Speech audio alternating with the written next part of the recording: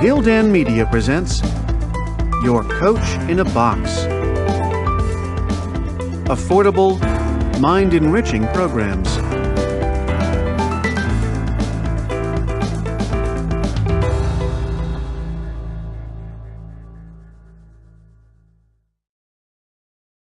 Gildan Media presents IKIGAI, The Japanese Secret to a Long and Happy Life, written by Hector Garcia and Francesc Miralles, translated by Heather Cleary, read by Walter Dixon.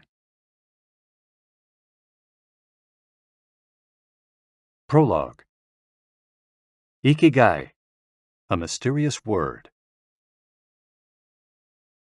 This audiobook first came into being on a rainy night in Tokyo, when its authors sat down together for the first time in one of the city's tiny bars. We had each read each other's work, but had never met, thanks to the thousands of miles that separate Barcelona from the capital of Japan. Then a mutual acquaintance put us in touch, launching a friendship that led to this project and seems destined to last a lifetime. The next time we got together, a year later, we strolled through a park in downtown Tokyo and ended up talking about trends in Western psychology, specifically logotherapy, which helps people find their purpose in life.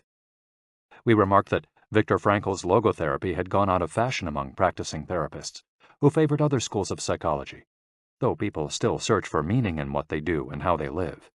We ask ourselves things like, what is the meaning of my life? Is the point just to live longer, or should I seek a higher purpose? Why do some people know what they want and have a passion for life, while others languish in confusion? At some point in our conversation, the mysterious word ikigai came up. This Japanese concept, which translates roughly as the happiness of always being busy, is like logotherapy, but it goes a step beyond. It also seems to be one way of explaining the extraordinary longevity of the Japanese, especially on the island of Okinawa, where there are 24.55 people over the age of 100 for every 100,000 inhabitants, far more than the global average. Those who study why the inhabitants of this island in the south of Japan live longer than people anywhere else in the world believe that one of the keys, in addition to a healthful diet, a simple life in the outdoors, green tea, and the subtropical climate, its average temperature is like that of Hawaii, is the ikigai that shapes their lives.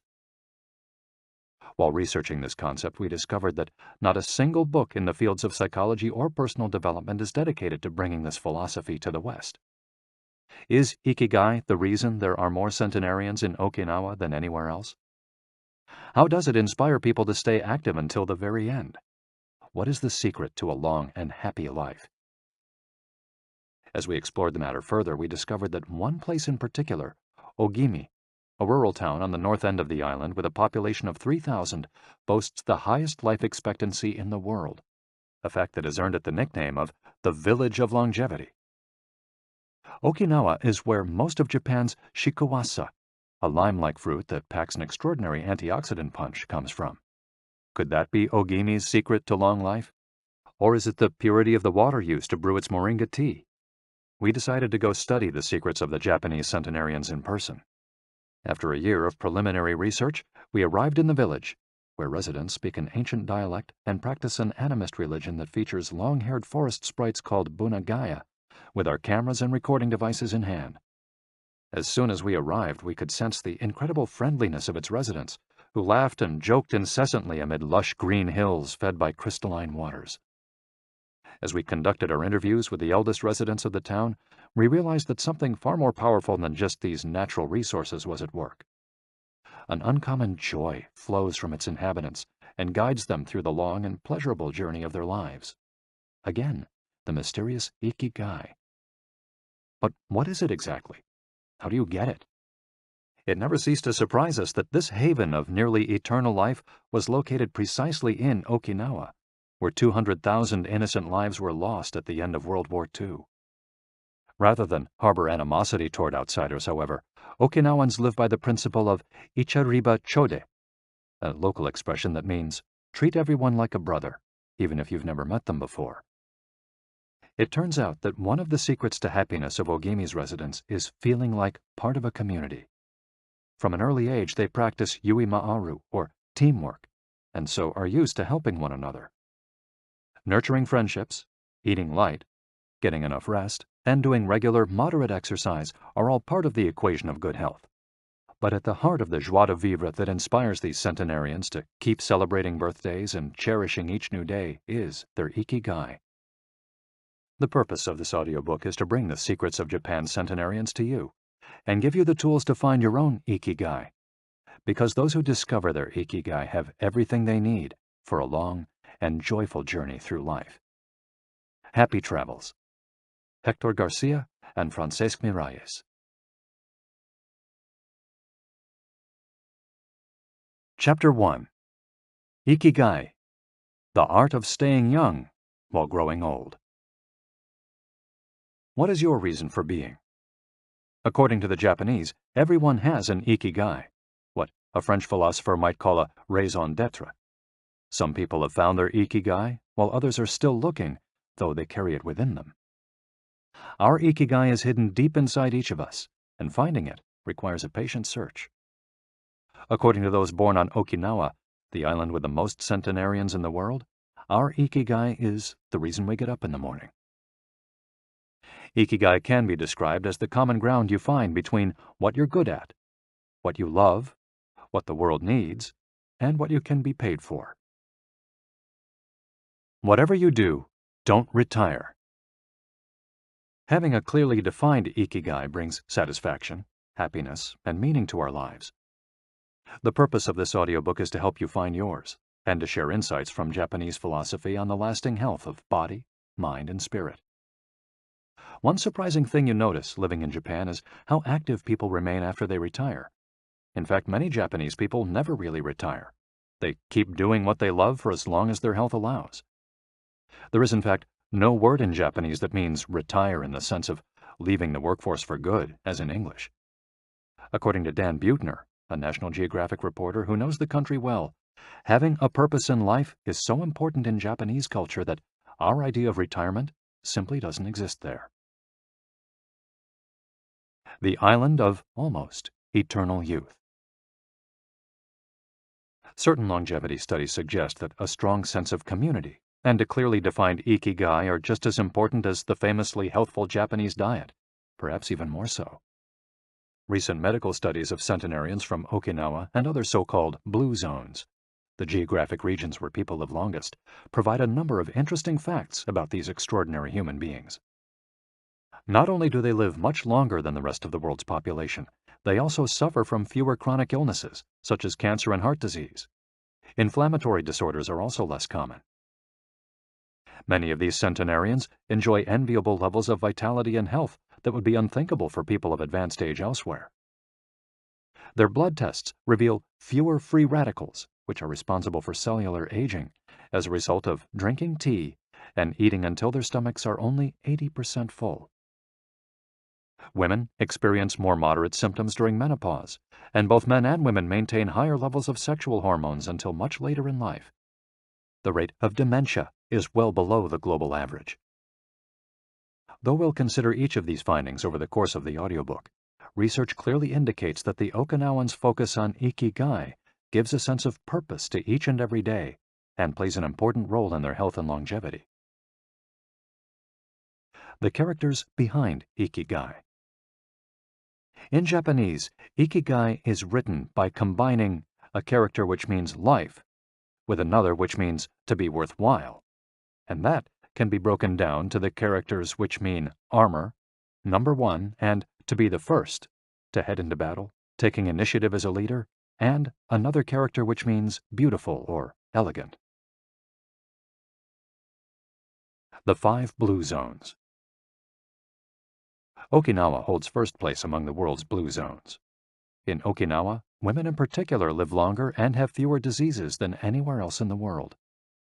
The 5 regions identified and analyzed by Dan Buettner in his book, The Blue Zones, are 1.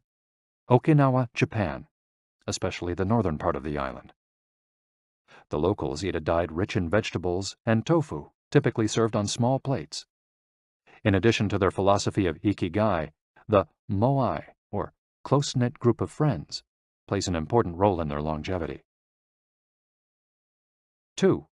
Sardinia, Italy, specifically the provinces of Nuoro and Ogliastra. Locals on this island consume plenty of vegetables and 1 or 2 glasses of wine per day. As in Okinawa, the cohesive nature of this community is another factor directly related to longevity. 3. Loma Linda, California. Researchers studied a group of Seventh-day Adventists who are among the longest living people in the United States. 4. The Nicoya Peninsula, Costa Rica. Locals remain remarkably active after 90. Many of the region's older residents have no problem getting up at 5:30 in the morning to work in the fields. 5. Ikaria, Greece. 1 of every 3 inhabitants of this island near the coast of Turkey is over 90 years old, compared to less than 1% of the population of the United States, a fact that has earned it the nickname of the Island of Long Life. The local secret seems to be a lifestyle that dates back to 500 BC. In the following chapters, we'll examine several factors that seem to be the keys to longevity and are found across the blue zones, paying special attention to Okinawa and its so-called Village of Longevity. First, however, it's worth pointing out that 3 of these regions are islands, where resources can be scarce and communities have to help one another. For many, helping others might be an ikigai strong enough to keep them alive. According to scientists who have studied the 5 blue zones, the keys to longevity are diet, exercise, finding a purpose in life, an ikigai, and forming strong social ties, that is, having a broad circle of friends and good family relations. Members of these communities manage their time well in order to reduce stress, consume little meat or processed foods, and drink alcohol in moderation. They don't do strenuous exercise, but they do move every day, taking walks and working in their vegetable gardens. People in the blue zones would rather walk than drive. Gardening, which involves daily, low-intensity movement, is a practice almost all of them have in common. The 80% secret. One of the most common sayings in Japan is harahachi-bu, which is repeated before or after eating and means something like, fill your belly to 80%. Ancient wisdom advises against eating until we are full. This is why Okinawans stop eating when they feel their stomachs reach 80% of their capacity, rather than overeating and wearing down their bodies with long digestive processes that accelerate cellular oxidation. Of course, there's no way to know objectively if your stomach is at 80% capacity. The lesson to learn from this saying is that we should stop eating when we're starting to feel full. The extra side dish, the snack we eat when we know in our hearts we don't really need it, the apple pie after lunch, all these will give us pleasure in the short term, but not having them will make us happier in the long term. The way food is served is also important. By presenting their meals on many small plates, the Japanese tend to eat less. A typical meal in a restaurant in Japan is served in 5 plates on a tray, 4 of them very small, and the main dish slightly bigger. Having 5 plates in front of you makes it seem like you're going to eat a lot, but what happens most of the time is that you end up feeling slightly hungry. This is one of the reasons why Westerners in Japan typically lose weight and stay trim. Recent studies by nutritionists reveal that Okinawans consume a daily average of 1,800 to 1,900 calories, compared to 2,200 to 3,300 in the United States, and have a body mass index between 18 and 22, compared to 26 or 27 in the United States. The Okinawan diet is rich in tofu, sweet potatoes, fish 3 times per week, and vegetables, roughly 11 ounces per day. In the chapter dedicated to nutrition, we'll see which healthy, antioxidant-rich foods are included in this 80%. Moai, connected for life. It is customary in Okinawa to form close bonds within local communities. A moai is an informal group of people with common interests who look out for one another. For many, serving the community becomes part of their ikigai. The moai has its origins in hard times, when farmers would get together to share best practices and help one another cope with meager harvests. Members of a moai make a set monthly contribution to the group. This payment allows them to participate in meetings, dinners, games of go and shogi, Japanese chess, or whatever hobby they have in common. The funds collected by the group are used for activities, but if there's money left over, one member, decided on a rotating basis, receives a set amount from the surplus. In this way, being part of a moai helps maintain emotional and financial stability. If a member of a moai is in financial trouble, he or she can get an advance from the group's savings. While the details of each moai's accounting practices vary according to the group and its economic means, the feeling of belonging and support gives the individual a sense of security and helps increase life expectancy.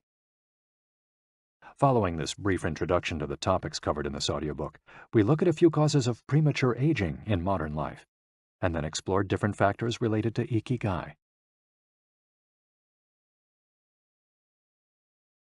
Chapter 2. Anti-Aging Secrets. Little things that add up to a long and happy life. Aging's escape velocity and the rabbit. Imagine a sign far off in the future with a number on it that represents the age of your death. Every year that you live, you advance closer to the sign. When you reach the sign, you die.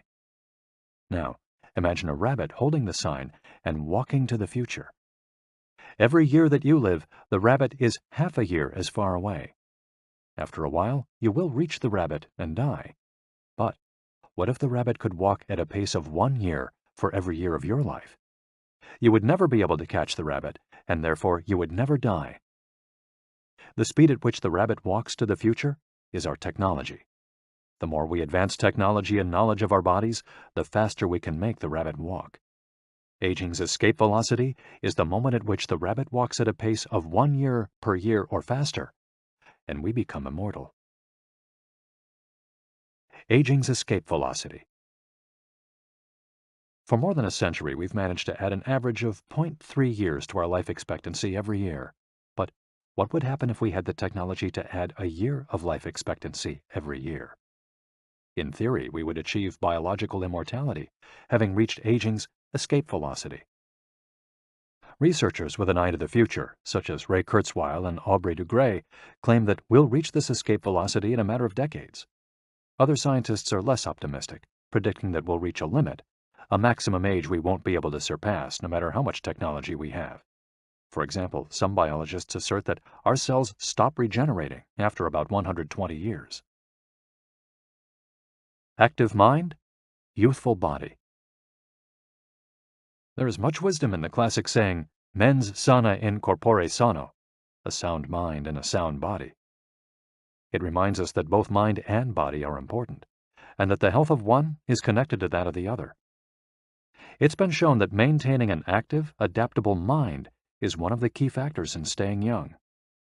Having a youthful mind also drives you toward a healthy lifestyle that will slow the aging process. Just as a lack of physical exercise has negative effects on our bodies and mood, a lack of mental exercise is bad for us because it causes our neurons and neural connections to deteriorate, and as a result, reduces our ability to react to our surroundings. This is why it's so important to give your brain a workout. One pioneer in advocating for mental exercise is the Israeli neuroscientist Shlomo Bresnitz, who argues that the brain needs a lot of stimulation in order to stay in shape. As he stated in an interview with Edward Punset for the Spanish television program Redis, there is a tension between what is good for someone and what they want to do. This is because people, especially older people, like to do things as they've always done them. The problem is that when the brain develops ingrained habits, it doesn't need to think anymore. Things get done quickly and efficiently on automatic pilot, often in a very advantageous way. This creates a tendency to stick to routines, and the only way of breaking these is to confront the brain with new information. Presented with new information, the brain creates new connections and is revitalized. This is why it's so important to expose yourself to change, even if stepping outside your comfort zone means feeling a bit of anxiety. The effects of mental training have been scientifically demonstrated. According to Collins Hemingway and Shlomo Bresnitz in their book Maximum Brain Power, Challenging the Brain for Health and Wisdom, mental training is beneficial on many levels. You begin exercising your brain by doing a certain task for the first time, he writes, and at first it seems very difficult, but as you learn how to do it, the training is already working. The second time you realize that it's easier, not harder to do because you're getting better at it. This has a fantastic effect on a person's mood. In and of itself, it's a transformation that affects not only the results obtained, but also his or her self-image. This description of a mental workout might sound a bit formal, but simply interacting with others, playing a game, for example, offers new stimuli and helps prevent the depression that can come with solitude. Our neurons start to age while we're still in our 20s. This process is slowed, however, by intellectual activity, curiosity, and a desire to learn. Dealing with new situations, learning something new every day, playing games, and interacting with other people seem to be essential for anti-aging strategies for the mind. Furthermore, a more positive outlook in this regard will yield greater mental benefits. Stress, accused of killing longevity. Many people seem older than they are. Research into the causes of premature aging has shown that stress has a lot to do with it, because the body wears down much faster during periods of crisis. The American Institute of Stress investigated this degenerative process and concluded that most health problems are caused by stress. Researchers at the Heidelberg University Hospital conducted a study in which they subjected a young doctor to a job interview, which they made even more stressful by forcing him to solve complex math problems for 30 minutes. Afterward, they took a blood sample. What they discovered was that his antibodies had reacted to stress the same way they react to pathogens, activating the proteins that trigger an immune response. The problem is that this response not only neutralizes harmful agents, it also damages healthy cells, leading them to age prematurely. The University of California conducted a similar study, taking data and samples from 39 women who had high levels of stress due to the illness of one of their children, and comparing them to samples from women with healthy children and low levels of stress. They found that stress promotes cellular aging by weakening cell structures known as telomeres, which affect cellular regeneration and how our cells age. As the study revealed, the greater the stress, the greater the degenerative effects on cells. How does stress work? These days, people live at a frantic pace and in a nearly constant state of competition. At this fever pitch, stress is a natural response to the information being received by the body as potentially dangerous or problematic.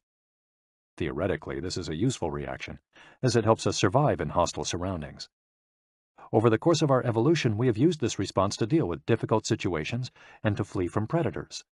The alarm that goes off in our head makes our neurons activate the pituitary gland, which produces hormones that release corticotropin, which in turn circulates through the body via the sympathetic nervous system. The adrenal gland is then triggered to release adrenaline and cortisol. Adrenaline raises our respiratory rate and pulse and prepares our muscles for action, getting the body ready to react to perceived danger, while cortisol increases the release of dopamine and blood glucose, which is what gets us charged up and allows us to face challenges. These processes are, in moderation, beneficial. They help us overcome challenges in our daily lives. Nonetheless, the stress to which human beings are subjected today is clearly harmful. Compare the lives of cave dwellers with modern humans. Cave dwellers were relaxed most of the time. Modern humans work most of the time and are alert to any and all threats. Cave dwellers felt stress only in very specific situations. Modern humans are online or waiting for notifications from their cell phones 24 hours a day. To cave dwellers, the threats were real. A predator could end their lives at any moment. For modern humans, the brain associates the ping of a cell phone or an email notification with the threat of a predator. For cave dwellers, high doses of cortisol and adrenaline at moments of danger kept the body healthy. In modern humans, low doses of cortisol flow constantly through the body, with implications for a range of health problems, including adrenal fatigue and chronic fatigue syndrome. Stress has a degenerative effect over time. A sustained state of emergency affects the neurons associated with memory, as well as inhibiting the release of certain hormones, the absence of which can cause depression. Its secondary effects include irritability, insomnia, anxiety, and high blood pressure.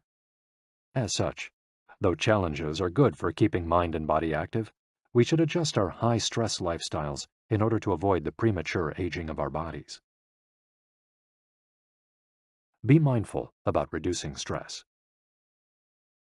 Whether or not the threats we perceive are real, Stress is an easily identifiable condition that not only causes anxiety, but is also highly psychosomatic, affecting everything from our digestive system to our skin. This is why prevention is so important in avoiding the toll that stress takes on us, and why many experts recommend practicing mindfulness. The central premise of this stress reduction method is focusing on the self, noticing our responses, even if they are conditioned by habit, in order to be fully conscious of them.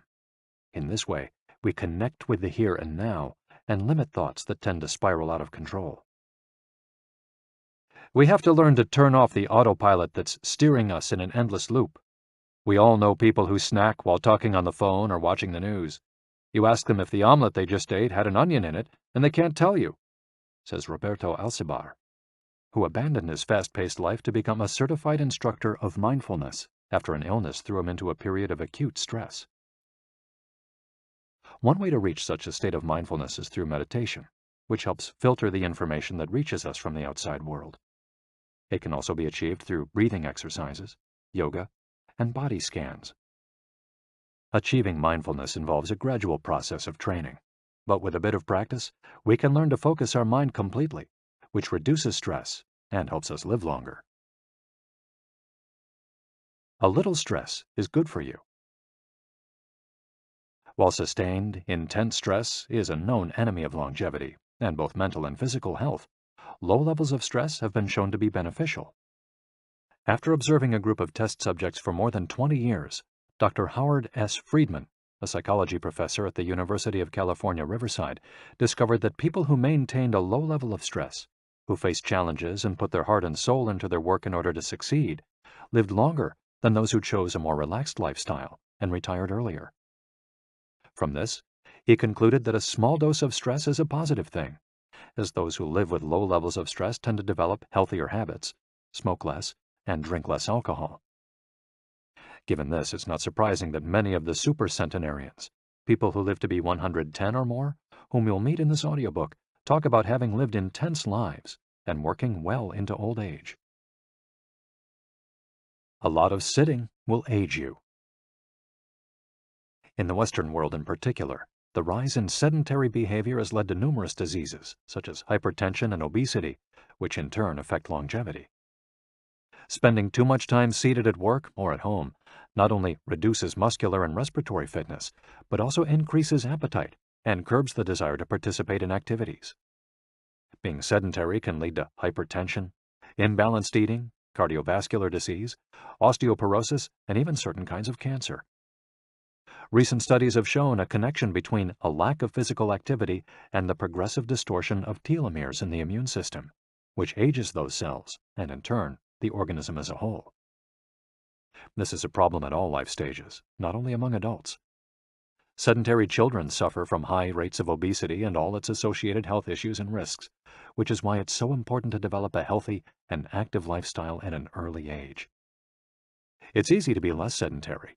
It just takes a bit of effort and a few changes to your routine. We can access a more active lifestyle that makes us feel better inside and out. We just have to add a few ingredients to our everyday habits. Walk to work, or just go on a walk, for at least 20 minutes each day. Use your feet instead of an elevator or escalator. This is good for your posture, your muscles, and your respiratory system, among other things. Participate in social or leisure activities, so that you don't spend too much time in front of the television. Replace your junk food with fruit, and you'll have less of an urge to snack and more nutrients in your system. Get the right amount of sleep. 7 to 9 hours is good, but any more than that makes us lethargic. Play with children or pets, or join a sports team. This not only strengthens the body, but also stimulates the mind and boosts self-esteem. Be conscious of your daily routine in order to detect harmful habits and replace them with more positive ones. By making these small changes, we can begin to renew our bodies and minds and increase our life expectancy. A model's best-kept secret. Though we age both externally and internally, both physically and mentally, one of the things that tell us the most about people's age is their skin, which takes on different textures and colors according to processes going on beneath the surface. Most of those who make their living as models claim to sleep between 9 and 10 hours the night before a fashion show. This gives their skin a taut, wrinkle-free appearance and a healthy, radiant glow. Science has shown that sleep is a key anti-aging tool because when we sleep, we generate melatonin, a hormone that occurs naturally in our bodies.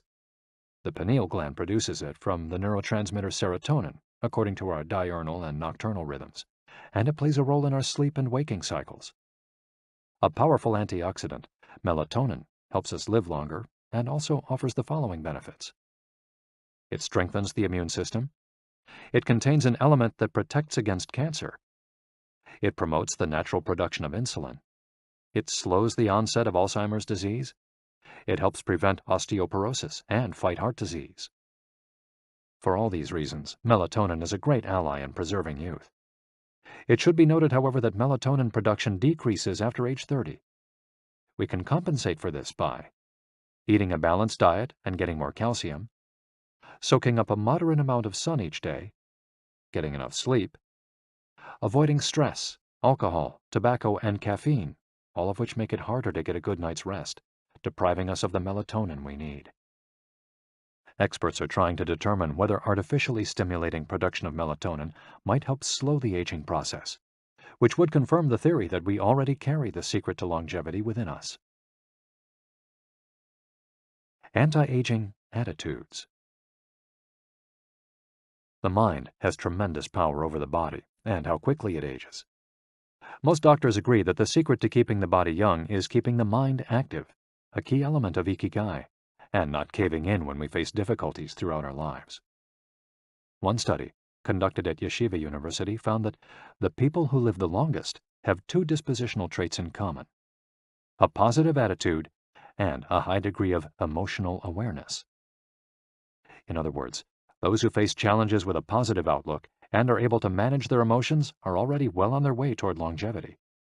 A stoic attitude, serenity in the face of a setback, can also help keep you young, as it lowers anxiety and stress levels and stabilizes behavior.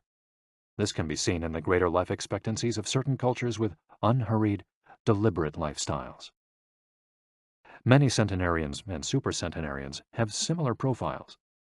They've had full lives that were difficult at times, but they knew how to approach these challenges with a positive attitude and not be overwhelmed by the obstacles they faced. Alexander Imich, who in 2014 became the world's oldest living man at age 111, knew he had good genes, but understood that other factors contributed too. "The life you live is equally or more important for longevity," he said in an interview with Reuters after being added to Guinness World Records in 2014. An Ode to Longevity. During our stay in Ogimi, the village that holds the Guinness record for longevity, a woman who was about to turn 100 years old sang the following song for us in a mixture of Japanese and the local dialect. "To keep healthy and have a long life, eat just a little of everything with relish. Go to bed early, get up early, and then go out for a walk. We live each day with serenity, and we enjoy the journey. To keep healthy and have a long life, we get on well with all our friends. Spring, summer, fall, winter, we happily enjoy all the seasons. The secret is not to get distracted by how old the fingers are, from the fingers to the head and back once again. If you keep moving with your fingers working, 100 years will come to you." We can now use our fingers to play the next chapter, where we'll look at the close relationship between longevity and discovering our life's mission. Chapter 3. From Logotherapy to Ikigai. How to live longer and better by finding your purpose. What is logotherapy? A colleague once asked Viktor Frankl to define his school of psychology in a single phrase, to which Frankl replied, "Well, in logotherapy, the patient sits up straight and has to listen to things that are, on occasion, hard to hear." The colleague had just described psychoanalysis to him in the following terms. "In psychoanalysis, the patient lies down on a couch and tells you things that are, on occasion, hard to say." Frankl explains that one of the first questions he would ask his patients was, "Why do you not commit suicide?" Usually the patient found good reasons not to and was able to carry on. What then does logotherapy do? The answer is pretty clear. It helps you find reasons to live. Logotherapy pushes patients to consciously discover their life's purpose in order to confront their neuroses. Their quest to fulfill their destiny then motivates them to press forward, breaking the mental chains of the past and overcoming whatever obstacles they encounter along the way. Something to live for. A study conducted by Frankl in his Vienna clinic found that among both patients and personnel, around 80% believed that human beings needed a reason for living, and around 60% felt they had someone or something in their lives worth dying for. The search for meaning. The search for purpose became a personal driving force that allowed Frankl to achieve his goals. The process of logotherapy can be summarized in these 5 steps. 1. A person feels empty, frustrated, or anxious. 2. The therapist shows him that what he is feeling is the desire to have a meaningful life. 3. The patient discovers his life's purpose at that particular point in time. 4. Of his own free will, the patient decides to accept or reject that destiny. 5. This newfound passion for life helps him overcome obstacles and sorrows. Frankl himself would live and die for his principles and ideals. His experiences as a prisoner at Auschwitz showed him that everything can be taken from a man but one thing, the last of the human freedoms: to choose one's attitude in any given set of circumstances, to choose one's own way. It was something he had to go through alone, without any help, and it inspired him for the rest of his life. 10 differences between psychoanalysis and logotherapy. Psychoanalysis: the patient reclines on a couch like a patient. Logotherapy: the patient sits facing the therapist, who guides him or her without passing judgment. Psychoanalysis is retrospective, it looks to the past. Logotherapy looks toward the future. Psychoanalysis is introspective, it analyzes neuroses. Logotherapy does not delve into the patient's neuroses. In psychoanalysis, the drive is toward pleasure. In logotherapy, the drive is toward purpose and meaning. Psychoanalysis centers on psychology. Logotherapy includes a spiritual dimension. Psychoanalysis works on psychogenic neuroses. Logotherapy also works on noogenic or existential neuroses. Psychoanalysis analyzes the unconscious origin of conflicts, instinctual dimension. Logotherapy deals with conflicts when and where they arise, spiritual dimension. Psychoanalysis limits itself to the patient's instincts. Logotherapy also deals with spiritual realities. Psychoanalysis is fundamentally incompatible with faith. Logotherapy is compatible with faith. Psychoanalysis seeks to reconcile conflicts and satisfy impulses and instincts. Logotherapy seeks to help the patient find meaning in his life and satisfy his moral principles. Fight for yourself. Existential frustration arises when our life is without purpose or when that purpose is skewed. In Frankl's view, however, there's no need to see this frustration as an anomaly or a symptom of neurosis. Instead, it can be a positive thing, a catalyst for change. Logotherapy does not see this frustration as mental illness, the way other forms of therapy do, but rather as spiritual anguish, a natural and beneficial phenomenon that drives those who suffer from it to seek a cure, whether on their own or with the help of others, and in so doing, find greater satisfaction in life. It helps them change their own destiny. Logotherapy enters the picture if a person needs help doing this, if he needs guidance in discovering his life's purpose, and later in overcoming conflict so he can keep moving towards his objective. In Man's Search for Meaning, Frankl cites one of Nietzsche's famous aphorisms: "He who has a why to live can bear with almost any how." Based on his own experience, Frankl believed that our health depends on that natural tension that comes from comparing what we've accomplished so far with what we'd like to achieve in the future. What we need, then, is not a peaceful existence, but a challenge we can strive to meet by applying all the skills at our disposal. Existential crisis, on the other hand, is typical of modern societies in which people do what they're told to do or what others do, rather than what they want to do. They often try to fill the gap between what is expected of them and what they want for themselves with economic power or physical pleasure, or by numbing their senses. It can even lead to suicide.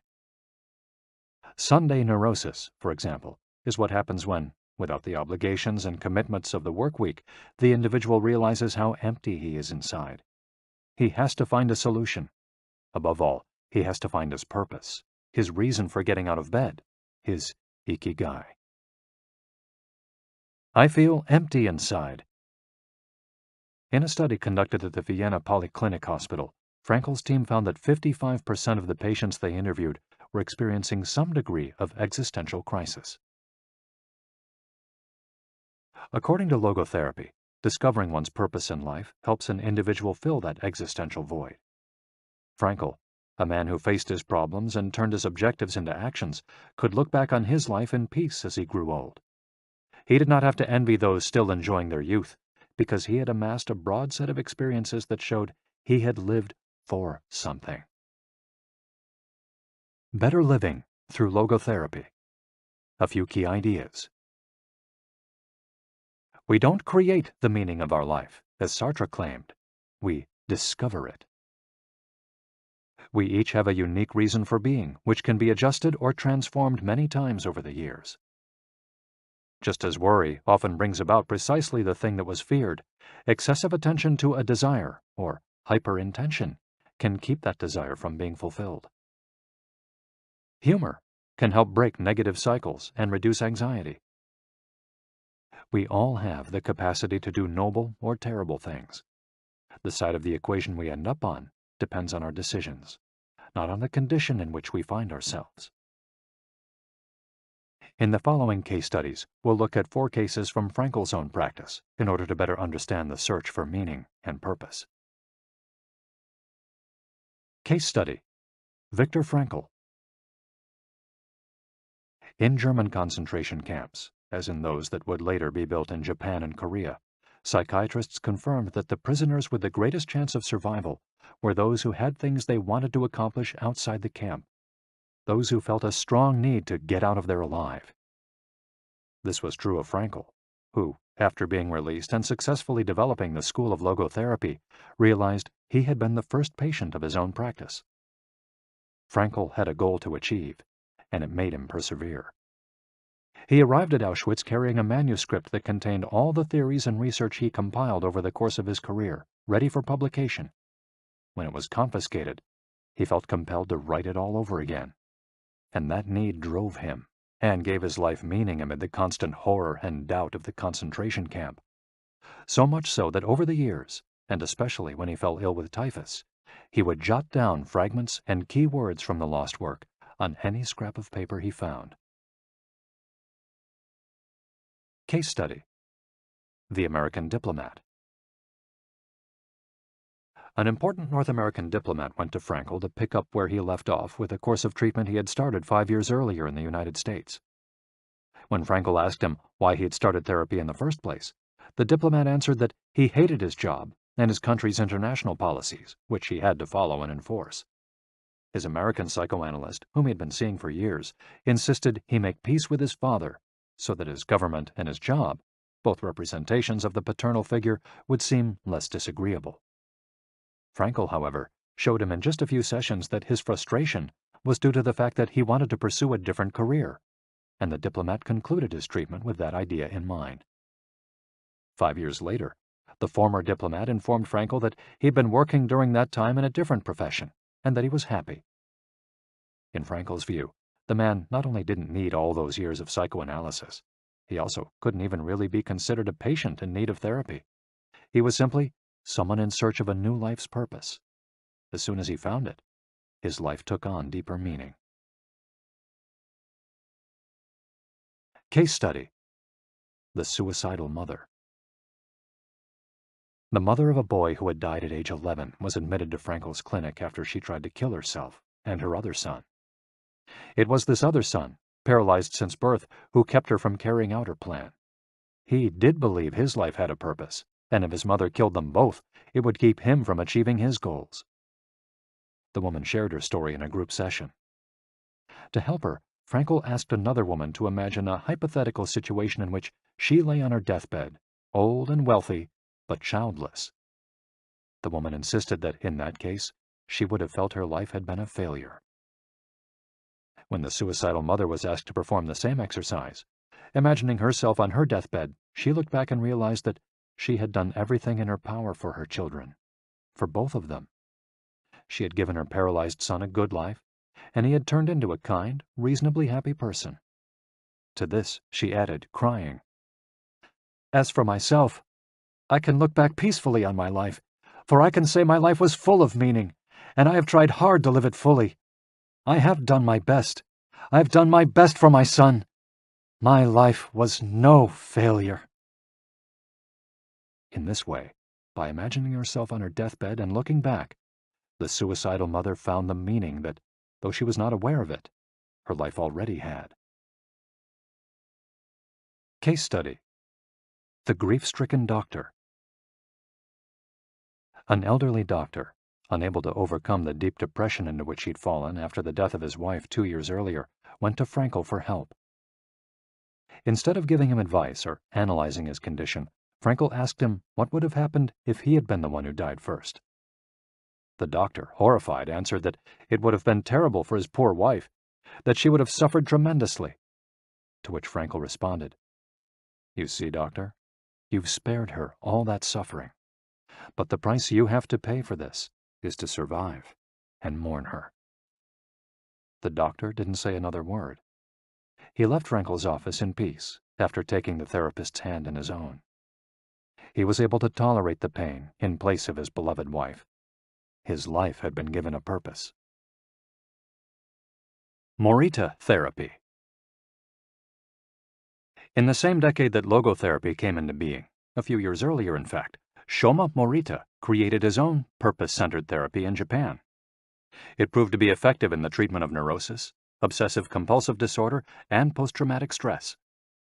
In addition to being a psychotherapist, Shoma Morita was a Zen Buddhist, and his therapy left a lasting spiritual mark on Japan. Many Western forms of therapy focus on controlling or modifying the patient's emotions. In the West, we tend to believe that what we think influences how we feel, which in turn influences how we act. In contrast, Morita therapy focuses on teaching patients to accept their emotions without trying to control them, since their feelings will change as a result of their actions. In addition to accepting the patient's emotions, Morita therapy seeks to create new emotions on the basis of actions. According to Morita, these emotions are learned through experience and repetition. Morita therapy is not meant to eliminate symptoms. Instead, it teaches us to accept our desires, anxieties, fears, and worries, and let them go. As Morita writes in his book, Morita Therapy and the True Nature of Anxiety-Based Disorders, "In feelings, it is best to be wealthy and generous." Morita explained the idea of letting go of negative feelings with the following fable. A donkey that is tied to a post by a rope will keep walking around the post in an attempt to free itself, only to become more immobilized and attached to the post. The same thing applies to people with obsessive thinking, who become more trapped in their own suffering when they try to escape from their fears and discomfort. The basic principles of Morita therapy. 1. Accept your feelings. If we have obsessive thoughts, we should not try to control them or get rid of them. If we do, they become more intense. Regarding human emotions, the Zen master would say, if we try to get rid of one wave with another, we end up with an infinite sea. We don't create our feelings. They simply come to us, and we have to accept them. The trick is welcoming them. Morita likened emotions to the weather. We can't predict or control them. We can only observe them. To this point, he often quoted the Vietnamese monk Thich Nhat Hanh, who would say, "Hello, solitude. How are you today? Come, sit with me, and I will care for you." 2. Do what you should be doing. We shouldn't focus on eliminating symptoms, because recovery will come on its own. We should focus instead on the present moment, and if we're suffering, on accepting that suffering. Above all, we should avoid intellectualizing the situation. The therapist's mission is to develop the patient's character so he or she can face any situation, and character is grounded in the things we do. Morita therapy does not offer its patients explanations, but rather allows them to learn from their actions and activities. It doesn't tell you how to meditate or how to keep a diary the way Western therapies do. It's up to the patient to make discoveries through experience. 3. Discover your life's purpose. We can't control our emotions, but we can take charge of our actions every day. This is why we should have a clear sense of our purpose and always keep Morita's mantra in mind. What do we need to be doing right now? What action should we be taking? The key to achieving this is having dared to look inside yourself to find your IKIGAI. The 4 phases of Morita therapy. Morita's original treatment, which lasts 15 to 21 days, consists of the following stages. 1.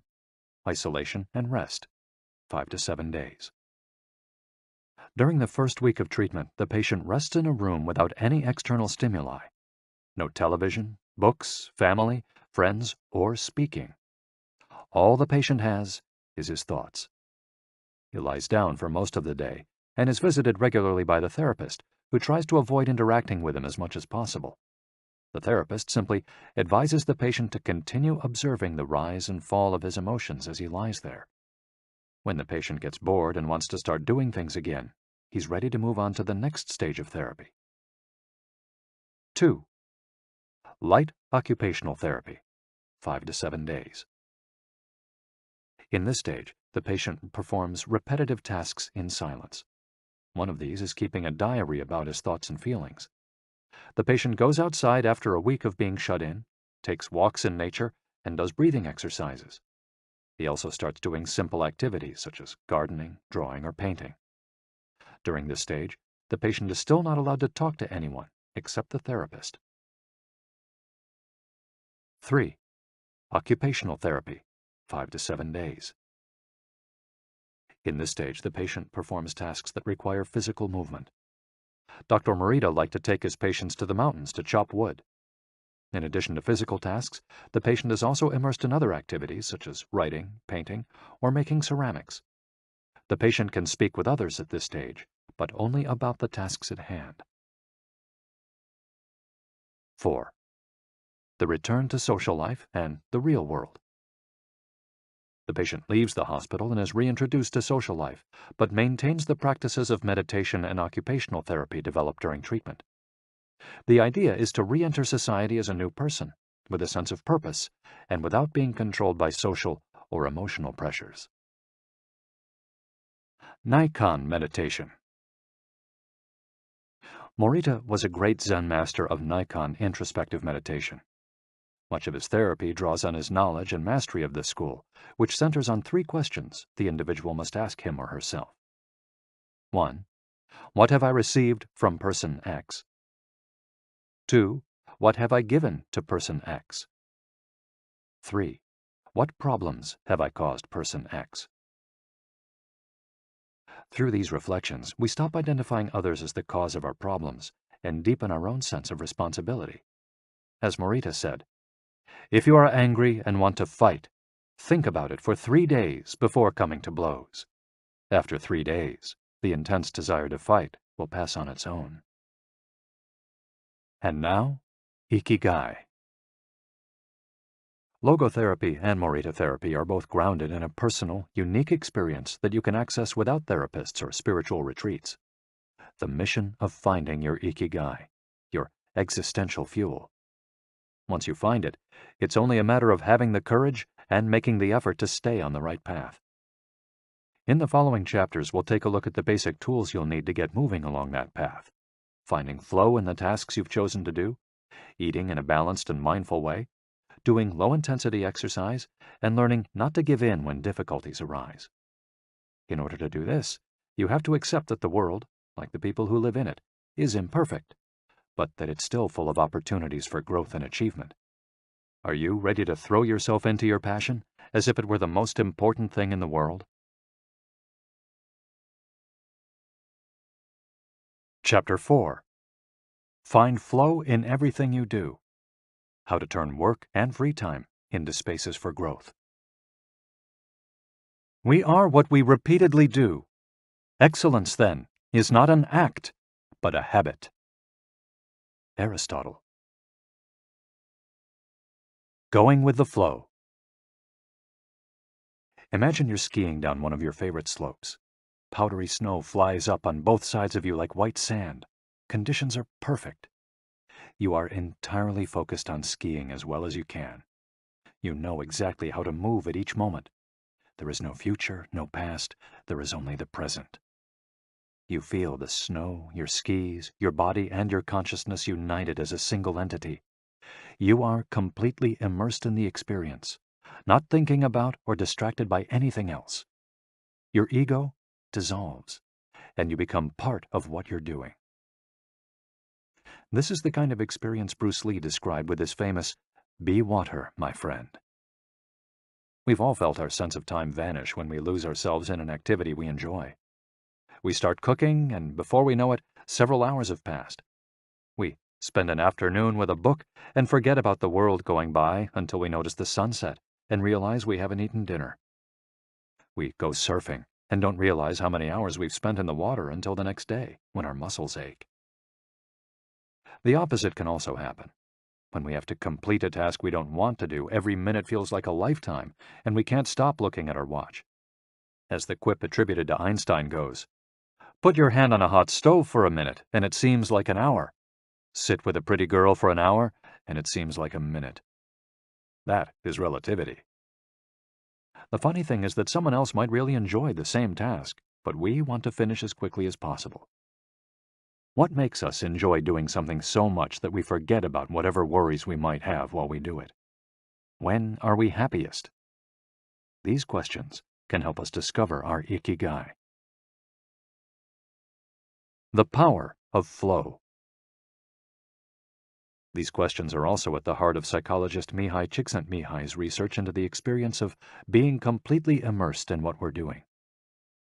Csikszentmihalyi called this state flow and described it as the pleasure, delight, creativity, and process when we are completely immersed in life. There is no magic recipe for finding happiness, for living according to your IKIGAI, but one key ingredient is the ability to reach this state of flow, and, through this state, have an optimal experience. In order to achieve this optimal experience, we have to focus on increasing the time we spend on activities that bring us to this state of flow, rather than allowing ourselves to get caught up in activities that offer immediate pleasure, like eating too much, abusing drugs or alcohol, or stuffing ourselves with chocolate in front of the TV. As Csikszentmihalyi asserts in his book, Flow, The Psychology of Optimal Experience, flow is the state in which people are so involved in an activity that nothing else seems to matter.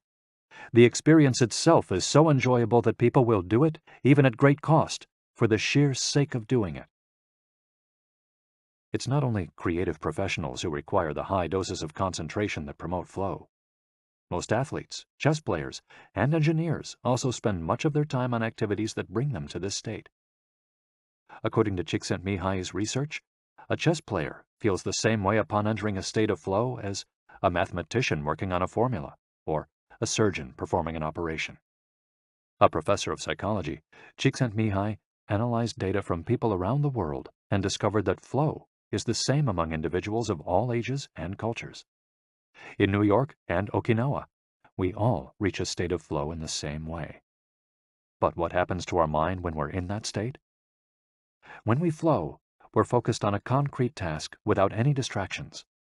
Our mind is in order. The opposite occurs when we try to do something while our mind is on other things. The 7 conditions for achieving flow. According to researcher Owen Schaffer of DePaul University, the requirements for achieving flow are 1. Knowing what to do. 2. Knowing how to do it. 3. Knowing how well you're doing. 4. Knowing where to go, where navigation is involved. 5. Perceiving significant challenges. 6. Perceiving significant skills. 7. Being free from distractions. If you often find yourself losing focus while working on something you consider important, there are several strategies you can employ to increase your chances of achieving.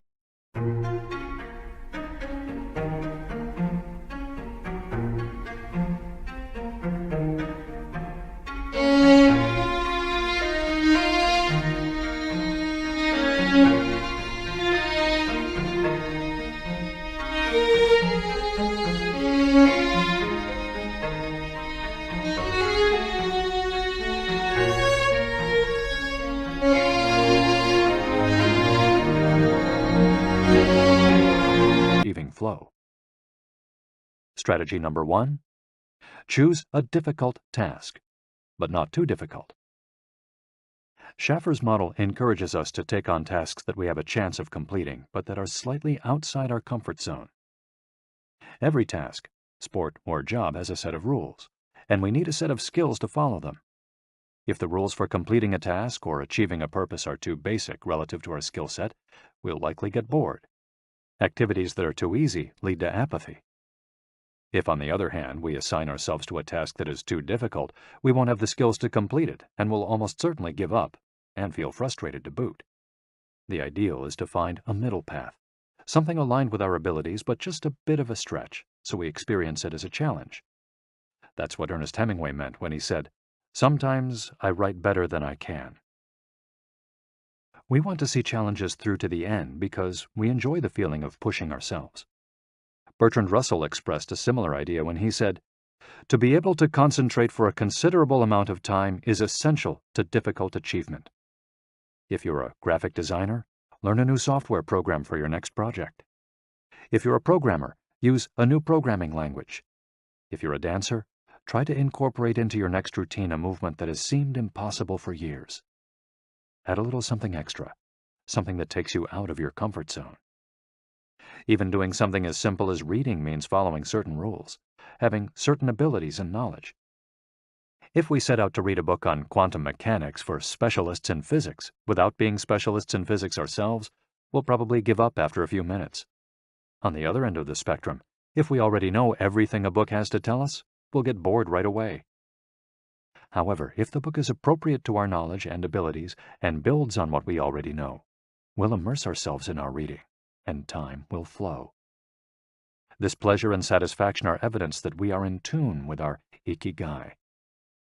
In summary, easy tasks lead to boredom, challenging tasks lead to flow, tasks beyond our abilities lead to anxiety. Strategy 2. Have a clear, concrete objective. Video games, played in moderation, board games, and sports are great ways to achieve flow because the objective tends to be very clear. Beat your rival or your own record while following a set of explicitly defined rules. Unfortunately, the objective isn't quite as clear in most situations. According to a study by Boston Consulting Group, when asked about their bosses, the #1 complaint of employees at multinational corporations is that they don't communicate the team's mission clearly, and that as a result, the employees don't know what their objectives are. What often happens, especially in big companies, is that the executives get lost in the details of obsessive planning, creating strategies to hide the fact that they don't have a clear objective. It's like heading out to sea with a map, but no destination. It's much more important to have a compass pointing to a concrete objective than to have a map. Joy Ito, director of the MIT Media Lab, encourages us to use the principle of compass over maps as a tool to navigate our world of uncertainty. In the book Whiplash, How to Survive Our Faster Future, he and Jeff Howe write, "In an increasingly unpredictable world moving ever more quickly, a detailed map may lead you deep into the woods at an unnecessarily high cost. A good compass, though, will always take you where you need to go. It doesn't mean that you should start your journey without any idea where you're going. What it does mean is understanding that while the path to your goal may not be straight, you'll finish faster and more efficiently than you would have if you had trudged along a pre-planned route." In business, the creative professions, and education alike, it's important to reflect on what we hope to achieve before starting to work, study, or make something. We should ask ourselves questions such as, what is my objective for today's session in the studio? How many words am I going to write today for the article coming out next month? What is my team's mission? How fast will I set the metronome tomorrow in order to play that sonata at an allegro tempo by the end of the week? Having a clear objective is important in achieving flow, but we also have to know how to leave it behind when we get down to business. Once the journey has begun, we should keep this objective in mind without obsessing over it. When Olympic athletes compete for a gold medal, they can't stop to think how pretty the medal is. They have to be present in the moment. They have to flow. If they lose focus for a second, thinking how proud they'll be to show the medal to their parents, they'll almost certainly commit an error at a critical moment and will not win the competition. One common example of this is writer's block. Imagine that a writer has to finish a novel in 3 months. The objective is clear. The problem is that the writer can't stop obsessing over it. Every day she wakes up thinking, I have to write that novel. And every day she sets about reading the newspaper and cleaning the house. Every evening she feels frustrated and promises she'll get to work the next day. Days, weeks, and months pass, and the writer still hasn't gotten anything down on the page, when all it would have taken was to sit down and get that first word out, then the second, to flow with the project, expressing her IKIGAI. As soon as you take these first small steps, your anxiety will disappear and you'll achieve a pleasant flow in the activity you're doing. Getting back to Albert Einstein, a happy man is too satisfied with the present to dwell on the future. To summarize, a vague objective leads to confusion, time and energy wasted on meaningless tasks, and mental block. A clearly defined objective and a focus on process leads to flow. And obsessive desire to achieve a goal while ignoring process leads to a fixation on the objective rather than on getting down to business, and mental block. Strategy 3. Concentrate on a single task. This is perhaps one of the greatest obstacles we face today, with so much technology and so many distractions. We're listening to a video on YouTube while writing an email when suddenly a chat prompt pops up and we answer it. Then our smartphone vibrates in our pocket.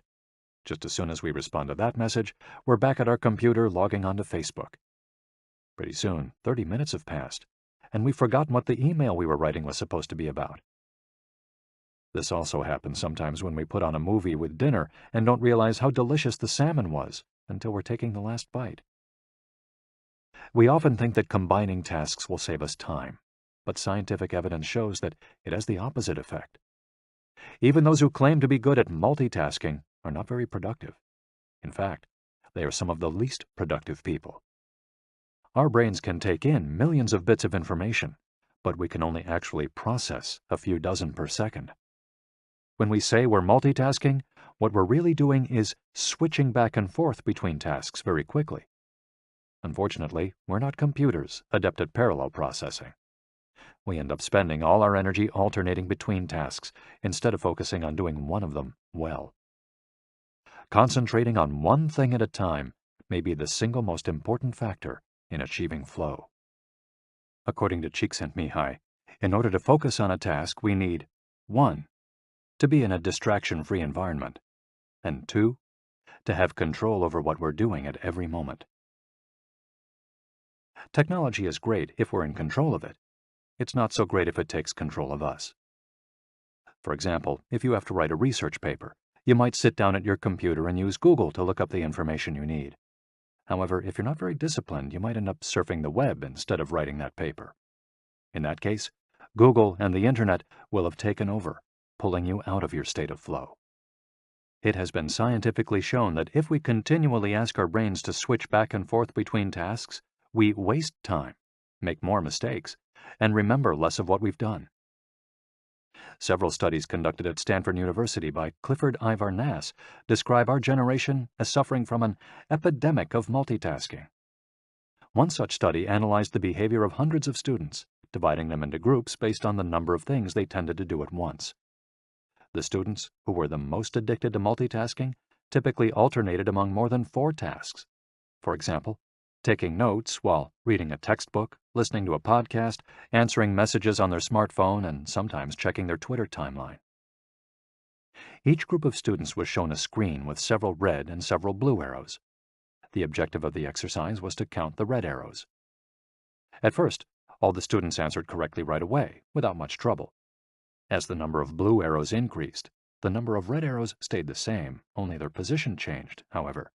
The students accustomed to multitasking had serious trouble counting the red arrows in the time allotted, or as quickly as the students who did not habitually multitask, for one very simple reason. They got distracted by the blue arrows. Their brains were trained to pay attention to every stimulus, regardless of its importance, while the brains of other students were trained to focus on a single task, in this case, counting the red arrows and ignoring the blue ones. Other studies indicate that working on several things at once lowers our productivity by at least 60% and our IQ by more than 10 points.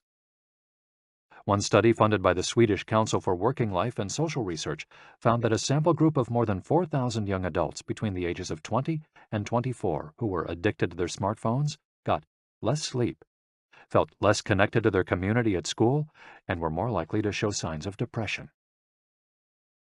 In summary, concentrating on a single task makes achieving flow more likely, increases productivity, increases our power of retention, makes us less likely to make mistakes, helps us feel calm and in control of the task at hand, causes us to become more considerate as we pay full attention to those around us, and increases creativity. Multitasking makes achieving flow impossible, decreases productivity by 60%, though it doesn't seem to, makes it harder to remember things, makes us more likely to make mistakes, makes us feel stressed by the sensation that we're losing control, that our tasks are controlling us, causes us to hurt those around us through our addiction to stimuli, always checking our phones, always on social media, and reduces creativity. What can we do to avoid falling victim to this flow-impeding epidemic? How can we train our brains to focus on a single task? Here are a few ideas for creating a space and time free of distractions to increase our chances of reaching a state of flow, and thereby getting in touch with our IKIGAI. Don't look at any kind of screen for the first hour you're awake and the last hour before you go to sleep. Turn off your phone before you achieve flow. There is nothing more important than the task you've chosen to do during this time. If this seems too extreme, enable the Do Not Disturb function so only the people closest to you contact you in case of emergency. Designate one day of the week, perhaps a Saturday or Sunday, a day of technical fasting, making exceptions for e-readers without Wi-Fi or MP3 players. Go to a cafe that doesn't have Wi-Fi. Read and respond to email only once or twice per day. Define those times clearly and stick to them. Try the Pomodoro technique. Get yourself a kitchen timer. Some are made to look like a pomodoro or a tomato, and commit to working on a single task as long as it's running. The Pomodoro technique recommends 25 minutes of work and 5 minutes of rest for each cycle, but you can also do 50 minutes of work and 10 minutes of rest. Find the pace that's best for you. The most important thing is to be disciplined in completing each cycle. Start your work session with a ritual you enjoy, and end it with a reward. Train your mind to return to the present when you find yourself getting distracted. Practice mindfulness or another form of meditation. Go for a walk or a swim, whatever will help you get centered again. Work in a space where you will not be distracted.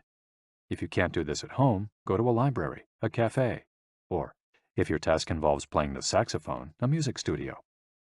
If you find that your surroundings continue to distract you, keep looking until you find the right place. Divide each activity into groups of related tasks and assign each group its own place and time. For example, if you're writing a magazine article, you could do research and take notes at home in the morning, write in the library in the afternoon, and edit on the couch at night. Bundle routine tasks, such as sending out invoices, making phone calls, and so on, and do them all at once. A summary of the advantages of flow versus the disadvantages of distraction. A focused mind versus a wandering mind. Living in the present versus thinking about the past and the future. Being free from worry versus having concerns about our daily life and the people around us invading our thoughts.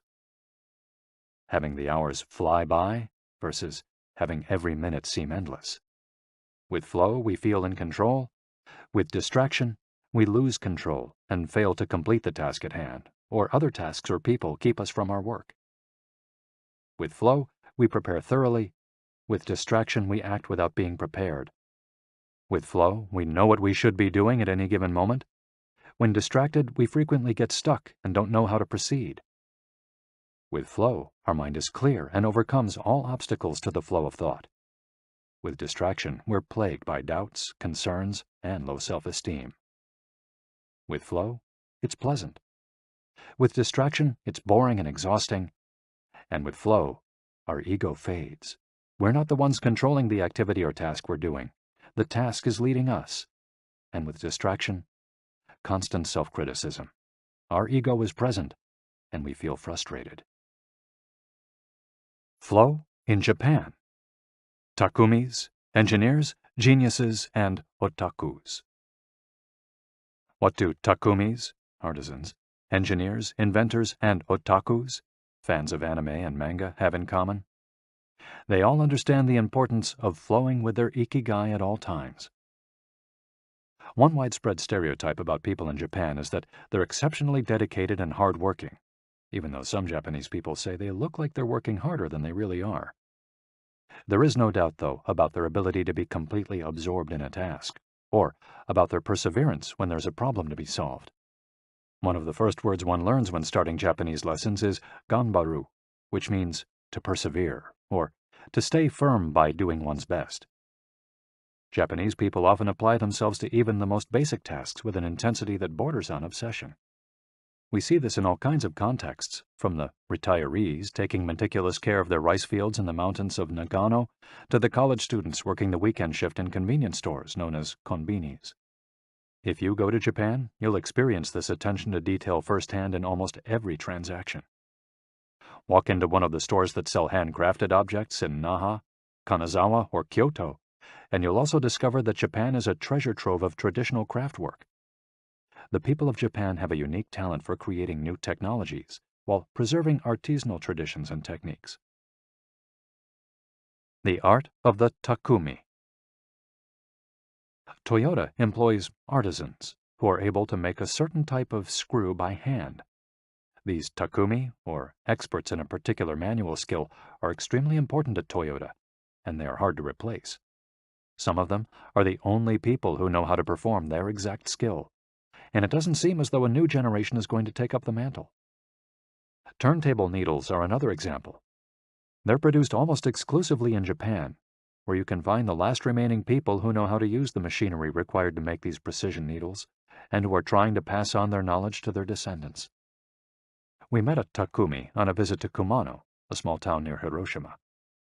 We were there for the day, working on a photo essay for one of the most famous brands of makeup brushes in the West. The billboard welcoming visitors to Kumano shows a mascot holding a large brush. In addition to the brush factories, the town is full of little houses and vegetable gardens. Heading farther in, you can see several Shinto shrines at the base of the mountains that surround the town.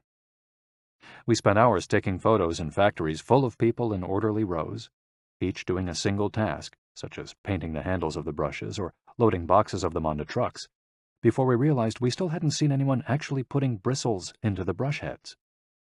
After we asked about this and got the runaround several times, the president of one company agreed to show us how it was done. He led us out of the building and asked us to get into his car. After a 5-minute drive, we parked next to another, smaller structure and climbed the stairs. He opened a door, and we walked into a small room filled with windows that let in lovely natural light. In the middle of the room was a woman wearing a mask. You could see only her eyes. She was so focused on choosing individual bristles for the brushes, gracefully moving her hands and fingers, using scissors and combs to sort the bristles, that she didn't even notice our presence. Her movements were so quick, it was hard to tell what she was doing. The president of the company interrupted her to let her know that we'd be taking photos as she worked. We couldn't see her mouth, but the glint in her eye and the cheerful inflection in her speech let us know she was smiling. She looked happy and proud, talking about her work and responsibilities. We had to use extremely fast shutter speeds to capture her movements. Her hands danced and flowed in concert with her tools and the bristles she was sorting. The president told us that this Takumi was one of the most important people in the company, even though she was hidden away in a separate building. Every bristle of every brush the company made passed through her hands. Steve Jobs in Japan. Apple co-founder Steve Jobs was a big fan of Japan. Not only did he visit the Sony factories in the 1980s and adopt many of their methods when he founded Apple, he was also captivated by the simplicity and quality of Japanese porcelain in Kyoto. It was not, however, an artisan from Kyoto who won Steve Jobs' devotion, but rather a Takumi from Toyama named Yukio Shakunaga, who used a technique called Etchu Setoyaki, known by only a few. On a visit to Kyoto, Jobs heard of an exhibition of Shakunaga's work. He immediately understood that there was something special about Shakunaga's porcelain. As a matter of fact, he bought several cups, vases, and plates, and went back to the show 3 times that week. Jobs returned to Kyoto several times over the course of his life in search of inspiration, and ended up meeting Shakunaga in person. It is said that Jobs had many questions for him, almost all of them about the fabrication process and the type of porcelain he used. Shakunaga explained that he used white porcelain he extracted himself from mountains in the Toyama prefecture, making him the only artist of his ilk familiar with the fabrication process of porcelain objects from their origins in the mountains to their final form, an authentic Takumi. Jobs was so impressed that he considered going to Toyama to see the mountain where Shakunaga got his porcelain, but thought better of it when he heard that it was more than 4 hours by train from Kyoto. In an interview after Jobs' death, Shakunaga said he was very proud that his work had been appreciated by the man who created the iPhone. He added that Jobs' last purchase from him had been a set of 12 teacups. Jobs had asked for something special, a new style. To satisfy this request, Shakunaga made 150 teacups in the process of testing out new ideas. Of these, he chose the 12 best and sent them to the Jobs family.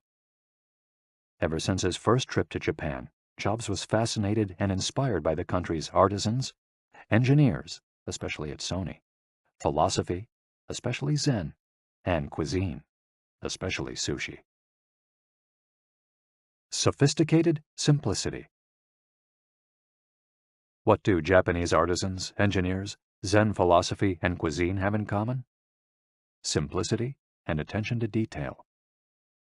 It is not a lazy simplicity, but a sophisticated one that searches out new frontiers, always taking the object, the body and mind, or the cuisine to the next level, according to one's IKIGAI. As Csikszentmihalyi would say, the key is always having a meaningful challenge to overcome in order to maintain flow. The documentary Jiro Dreams of Sushi gives us another example of a Takumi, this time in the kitchen. Its protagonist has been making sushi every day for more than 80 years and owns a small sushi restaurant near the Ginza subway station in Tokyo. He and his son go every day to the famous Tsukiji fish market and choose the best fish to bring back to the restaurant. In the documentary, we see one of Jiro's apprentices learning to make tamago, a thin, slightly sweet omelet. No matter how hard he tries, he can't get Jiro's approval. He keeps practicing for years until he finally does. Why does the apprentice refuse to give up? Doesn't he get bored cooking eggs every day? No, because making sushi is his ikigai too. Both Jiro and his son are culinary artists. They don't get bored when they cook. They achieve a state of flow. They enjoy themselves completely when they're in the kitchen. That is their happiness, their ikigai. They've learned to take pleasure in their work, to lose their sense of time. Beyond the close relationship between father and son, which helps keep the challenge going each day, they also work in a quiet, peaceful environment that allows them to concentrate. Even after receiving a 3-star rating from Michelin, they never considered opening other locations or expanding the business. They serve just 10 patrons at a time at the bar of their small restaurant. Jiro's family isn't looking to make money. Instead, they value good working conditions and creating an environment in which they can flow while making the best sushi in the world. Jiro, like Yukio Shakunaga, begins his work at the source. He goes to the fish market to find the best tuna. Shakunaga goes to the mountains to find the best porcelain. When they get down to work, both become one with the object they are creating. This unity with the object that they reach in a state of flow takes on special meaning in Japan, where, according to Shintoism, forests, trees, and objects have a kami, spirit or god within them. When someone, whether an artist, an engineer, or a chef, sets out to create something, his or her responsibility is to use nature to give it life, while respecting that nature at every moment. During this process, the artisan becomes one with the object and flows with it. An ironworker would say that metal has a life of its own, just as someone making ceramics would say the clay does. The Japanese are skilled at bringing nature and technology together, not man versus nature, but a union of the two. The purity of Ghibli. There are those who say that the Shinto value of being connected with nature is vanishing. One of the harshest critics of this loss is another artist with a clearly defined ikigai, Hayao Miyazaki, the director of the animated films produced by Studio Ghibli. In nearly all his films, we see humans, technology, fantasy, and nature in a state of conflict, and in the end, coming together. One of the most poignant metaphors in his film, Spirited Away, is an obese spirit covered in trash that represents pollution of the rivers. In Miyazaki's films, forests have personalities, trees have feelings, and robots befriend birds. Considered a national treasure by the Japanese government, Miyazaki is an artist capable of becoming completely absorbed in his art. He uses a cell phone from the late 1990s, and he makes his entire team draw by hand. He directs his films by rendering on paper even the tiniest detail, achieving flow by drawing, not by using a computer. Thanks to this obsession on the director's part, Studio Ghibli is one of the only studios in the world where almost the entire production process is carried out using traditional techniques. Those who have visited Studio Ghibli know that it's fairly typical on a given Sunday to see a solitary individual tucked away in a corner, hard at work. A man in simple clothes who will greet them with an "Ohayo," hello, without looking up. Miyazaki is so passionate about his work that he spends many Sundays in the studio, enjoying the state of flow, putting his ikigai above all else. Visitors know that under no circumstances is one to bother Miyazaki, who is known for his quick temper, especially if he is interrupted while drawing. In 2013, Miyazaki announced he was going to retire. To commemorate his retirement, the television station NHK made a documentary showing him in his last days at work. He is drawing in nearly every scene of the film. In one scene, several of his colleagues are seen coming out of a meeting, and there he is, drawing in a corner, paying no attention to them. In another scene, he is shown walking to work on December 30th, a national holiday in Japan, and opening the doors of Studio Ghibli so he can spend the day there, drawing alone. Miyazaki can't stop drawing. The day after his retirement, instead of going on vacation or staying at home, he went to Studio Ghibli and sat down to draw. His colleagues put on their best poker faces, not knowing what to say. 1 year later, he announced he wouldn't make any more feature films, but that he would keep on drawing until the day he died. Can someone really retire if he's passionate about what he does? The recluses. It is not only the Japanese who have this capacity. There are artists and scientists all over the world with strong, clear ikigais. They do what they love until their dying day. The last thing Einstein wrote before closing his eyes forever was a formula that attempted to unite all the forces of the universe in a single theory. When he died, he was still doing what he loved. If he hadn't been a physicist, he said, he would have been happy as a musician. When he wasn't focused on physics or mathematics, he enjoyed playing the violin. Reaching a state of flow while working on his formulas or playing music, his two ikigais, brought him endless pleasure. Many such artists might seem misanthropic or reclusive, but what they are really doing is protecting the time that brings them happiness, sometimes at the expense of other aspects of their lives. They are outliers who apply the principles of flow to their lives to an extreme. Another example of this kind of artist is the novelist Haruki Murakami. He sees only a close circle of friends and appears in public in Japan only once every few years. Artists know how important it is to protect their space, control their environment, and be free from distractions if they want to flow with their ikigai.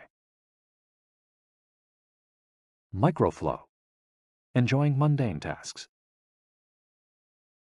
But what happens when we have to, say, do the laundry, mow the lawn, or attend to paperwork? Is there a way to make these mundane tasks enjoyable? Near the Shinjuku subway station, in one of the neural centers of Tokyo, there is a supermarket that still employs elevator operators.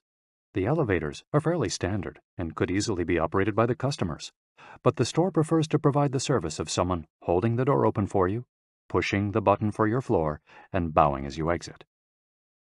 If you ask around, you'll learn that there is one elevator operator who has been doing the same job since 2004. She is always smiling and enthusiastic about her work. How is she able to enjoy such a job?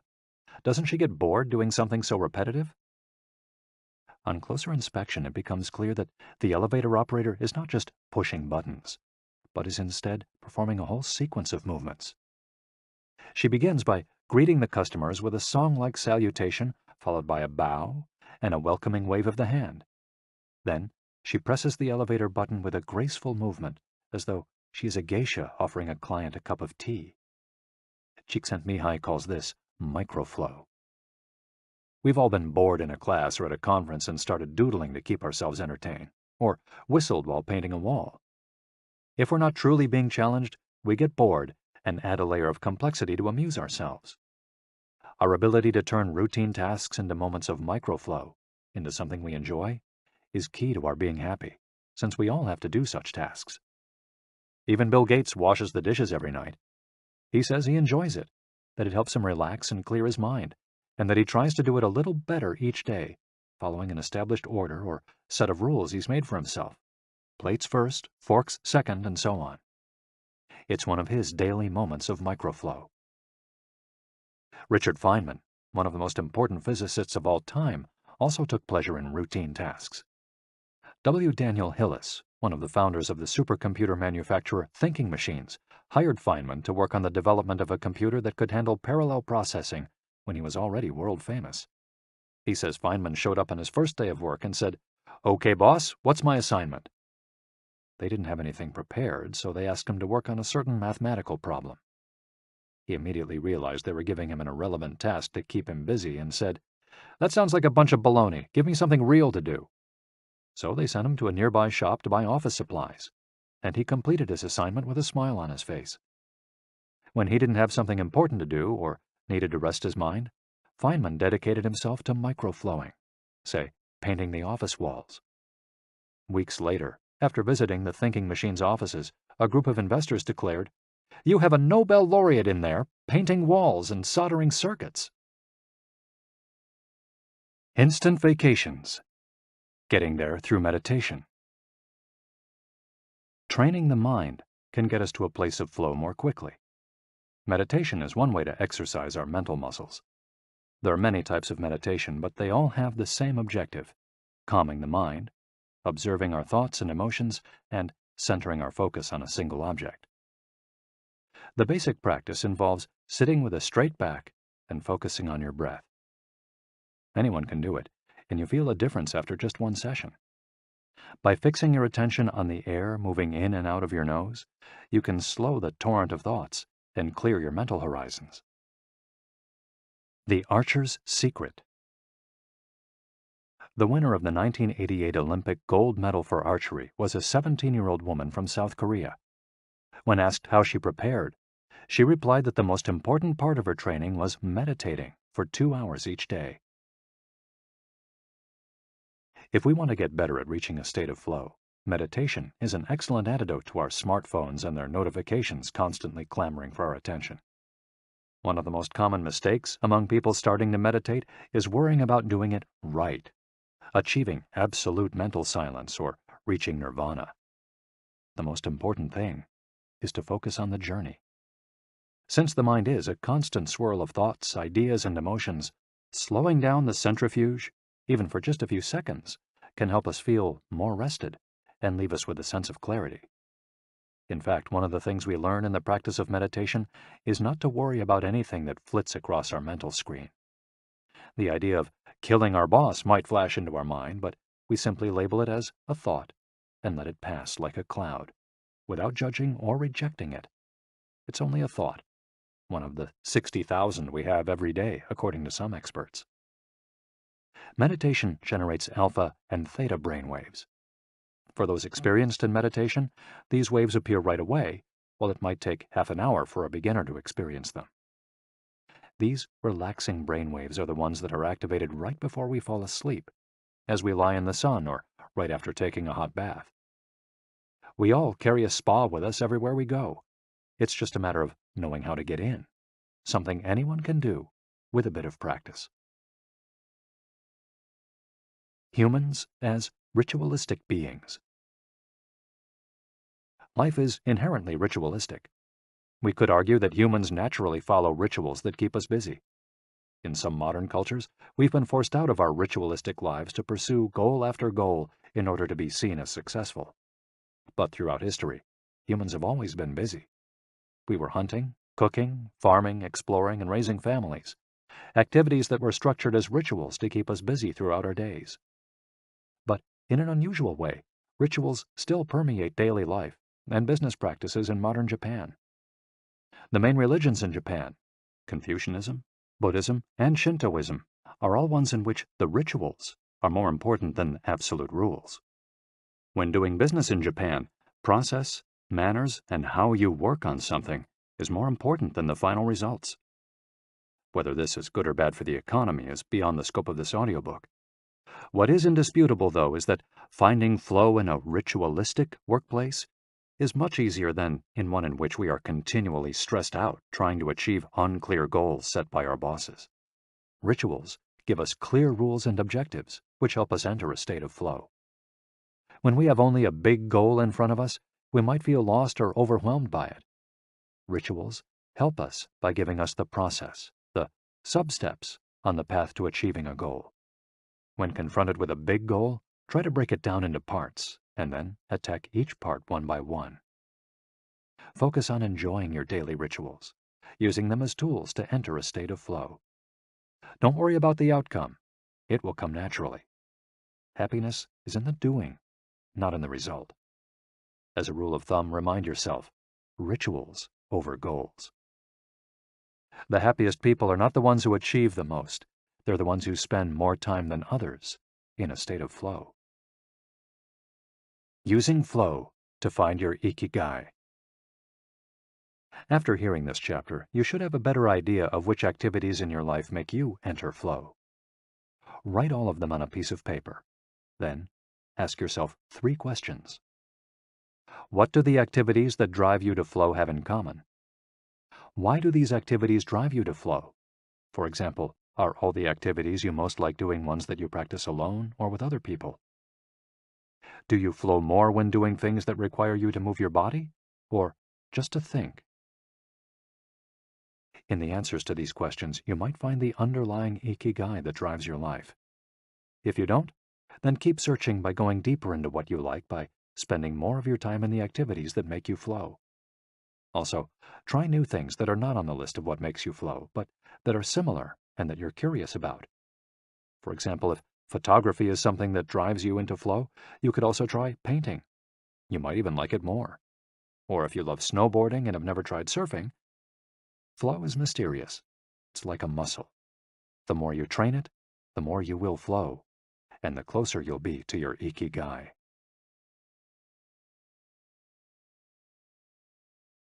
Chapter 5. Masters of Longevity. Words of wisdom from the longest living people in the world. When we started working on this audiobook, we didn't want to just research the factors that contribute to a long and happy life. We wanted to hear from the true masters of this art. The interviews we conducted in Okinawa merit their own chapter, but in the section that precedes it, we've provided an overview of the life philosophies of a few international champions of longevity. We're talking about super centenarians, people who live to 110 years of age or more. The term was coined in 1970 by Norris McWhirter, editor of the Guinness Book of World Records. Its use became more widespread in the 1990s after it appeared in William Strauss and Neil Howe's Generations. Today, there are an estimated 300 to 450 supercentenarians in the world, although the age of only around 75 of them has been confirmed. They aren't superheroes. but we could see them as such for having spent far more time on this planet than the average life expectancy would predict. Given the rise in life expectancy around the world, the number of supercentenarians might also increase. A healthy and purposeful life could help us join their ranks. Let's take a look at what a few of them have to say. Misao Okawa, 117. Eat and sleep, and you'll live a long time. You have to learn to relax. According to the Gerontology Research Group, until April 2015, the oldest living person in the world was Misao Okawa, who passed away in a care facility in Osaka, Japan after living for 117 years, 27 days. The daughter of a textile merchant, she was born in 1898, when Spain lost its colonies in Cuba and the Philippines, and the United States annexed Hawaii and launched Pepsi-Cola. Until she was 110, this woman, who lived in 3 different centuries, cared for herself unassisted. When specialists asked about her self-care routine, Misao answered simply, eating sushi and sleeping, to which we should add, having a tremendous thirst for life. When they inquired about her secret for longevity, she answered with a smile, I ask myself the same thing. Proof that Japan continues to be a factory of long life. In July of the same year, Sakari Momoi passed away at 112 years and 150 days old. At the time, he was the oldest man in the world, though he was younger than 57 women. Maria Capovilla, 116. I've never eaten meat in my life. Born in Ecuador in 1889, Maria Capovilla was recognized by Guinness as the world's oldest person. She died of pneumonia in 2006 at 116 years and 347 days old, leaving behind 3 children, 12 grandchildren, and 20 great and great-great-grandchildren. She gave one of her last interviews at age 107, sharing her memories and her thoughts. I'm happy, and I give thanks to God who keeps me going. I never thought I'd live so long. I thought I'd die long ago. My husband, Antonio Capovilla, was the captain of a ship. He passed away at 84. We had 2 daughters and a son, and now I have many grandchildren and great-grandchildren. Things were better back in the old days. People behaved better.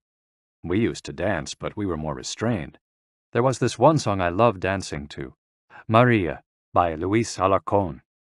I still remember most of the words. I also remember many prayers and say them every day. I like the waltz, and can still dance it. I also still make crafts. I do some of the things I did when I was in school. When she had finished recalling her past, she began to dance, one of her great passions, with an energy that made her seem decades younger. When asked about her secret for longevity, she responded simply, I don't know what the secret to long life is. The only thing I do is, I've never eaten meat in my life. I attribute it to that. Jean Calment, 122. Everything's fine. Born in Arles, France, in February 1875, Jean Calment lived until August 4, 1997, making her, at 122, the oldest person of verified age in history. She jokingly said that she competed with Methuselah, and there is no question that she broke numerous records as she went on celebrating birthdays. She died of natural causes at the end of a happy life, during which she denied herself almost nothing. She rode a bicycle until she turned 100. She lived on her own until 110, when she agreed to move into a nursing home after accidentally starting a small fire in her apartment. She stopped smoking at 120, when her cataracts started making it hard for her to bring a cigarette to her lips.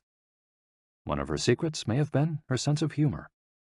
As she said on her 120th birthday, I see badly, I hear badly, and I feel bad, but everything's fine. Walter Bruning, 114. If you keep your mind and body busy, you'll be around a long time. Born in Minnesota in 1896, Walter Bruning was able to see 3 centuries in his lifetime.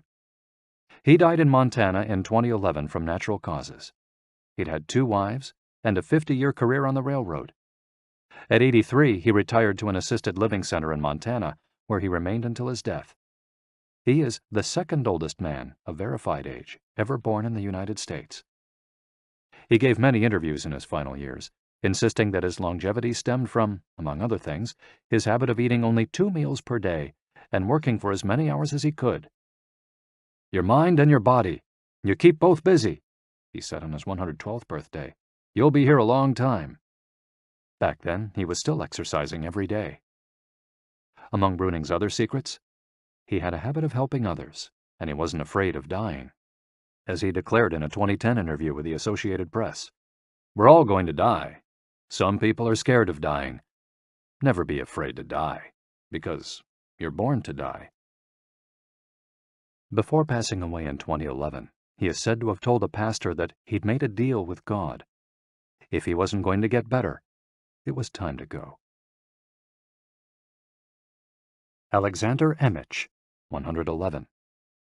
"I just haven't died yet." Born in Poland in 1903, Alexander Emich was a chemist and parapsychologist residing in the United States who, after the death of his predecessor in 2014, became the oldest man of authenticated age in the world. Emich himself died a year thereafter, in June of that year, leaving behind a long life rich with experiences. Emich attributed his longevity to, among other things, never drinking alcohol.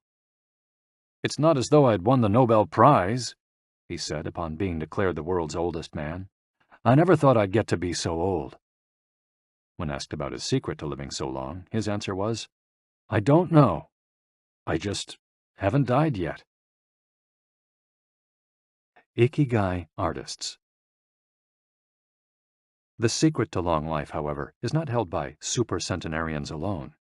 There are many people of advanced age who, though they haven't made it into Guinness World Records, offer us inspiration and ideas for bringing energy and meaning to our lives. Artists, for example, who carry the torch of their Ikigai instead of retiring, have this power.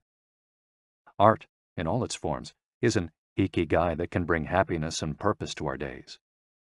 Enjoying or creating beauty is free, and something all human beings have access to. Hokusai, the Japanese artist who made woodblock prints in the ukiyo-e style and lived for 88 years, from the mid-18th to the mid-19th century, added this postscript to the first edition of his 100 Views of Mount Fuji. "All that I have produced before the age of 70 is not worth being counted.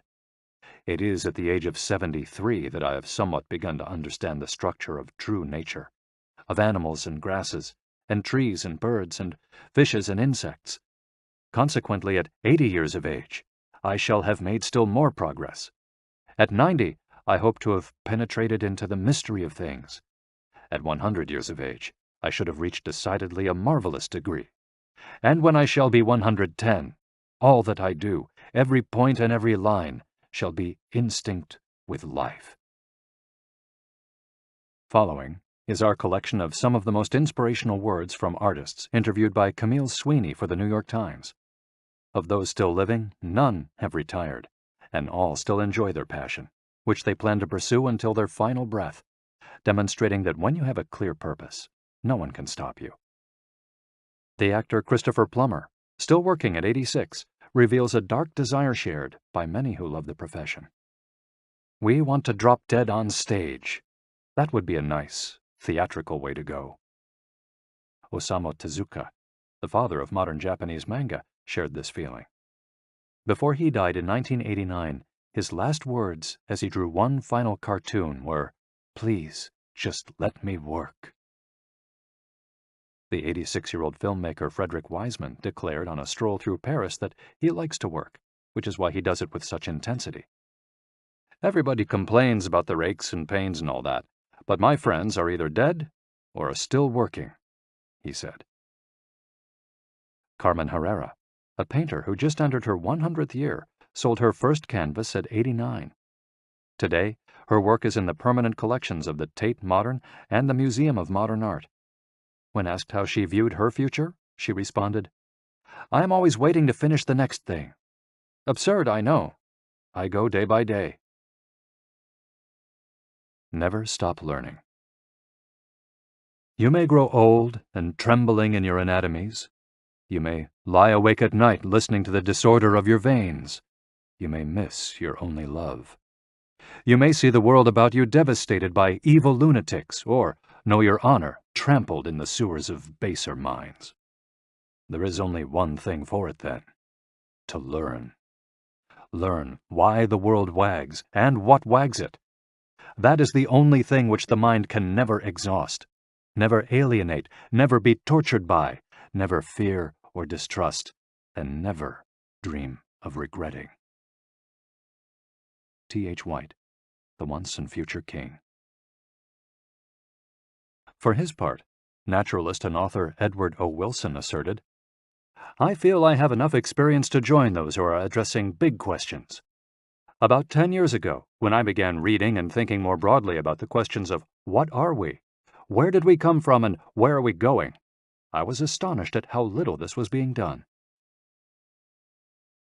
Ellsworth Kelly, an artist who passed away in 2015 at the age of 92, assured us that the idea that we lose our faculties with age is, in part, a myth, because instead we develop a greater clarity and capacity for observation.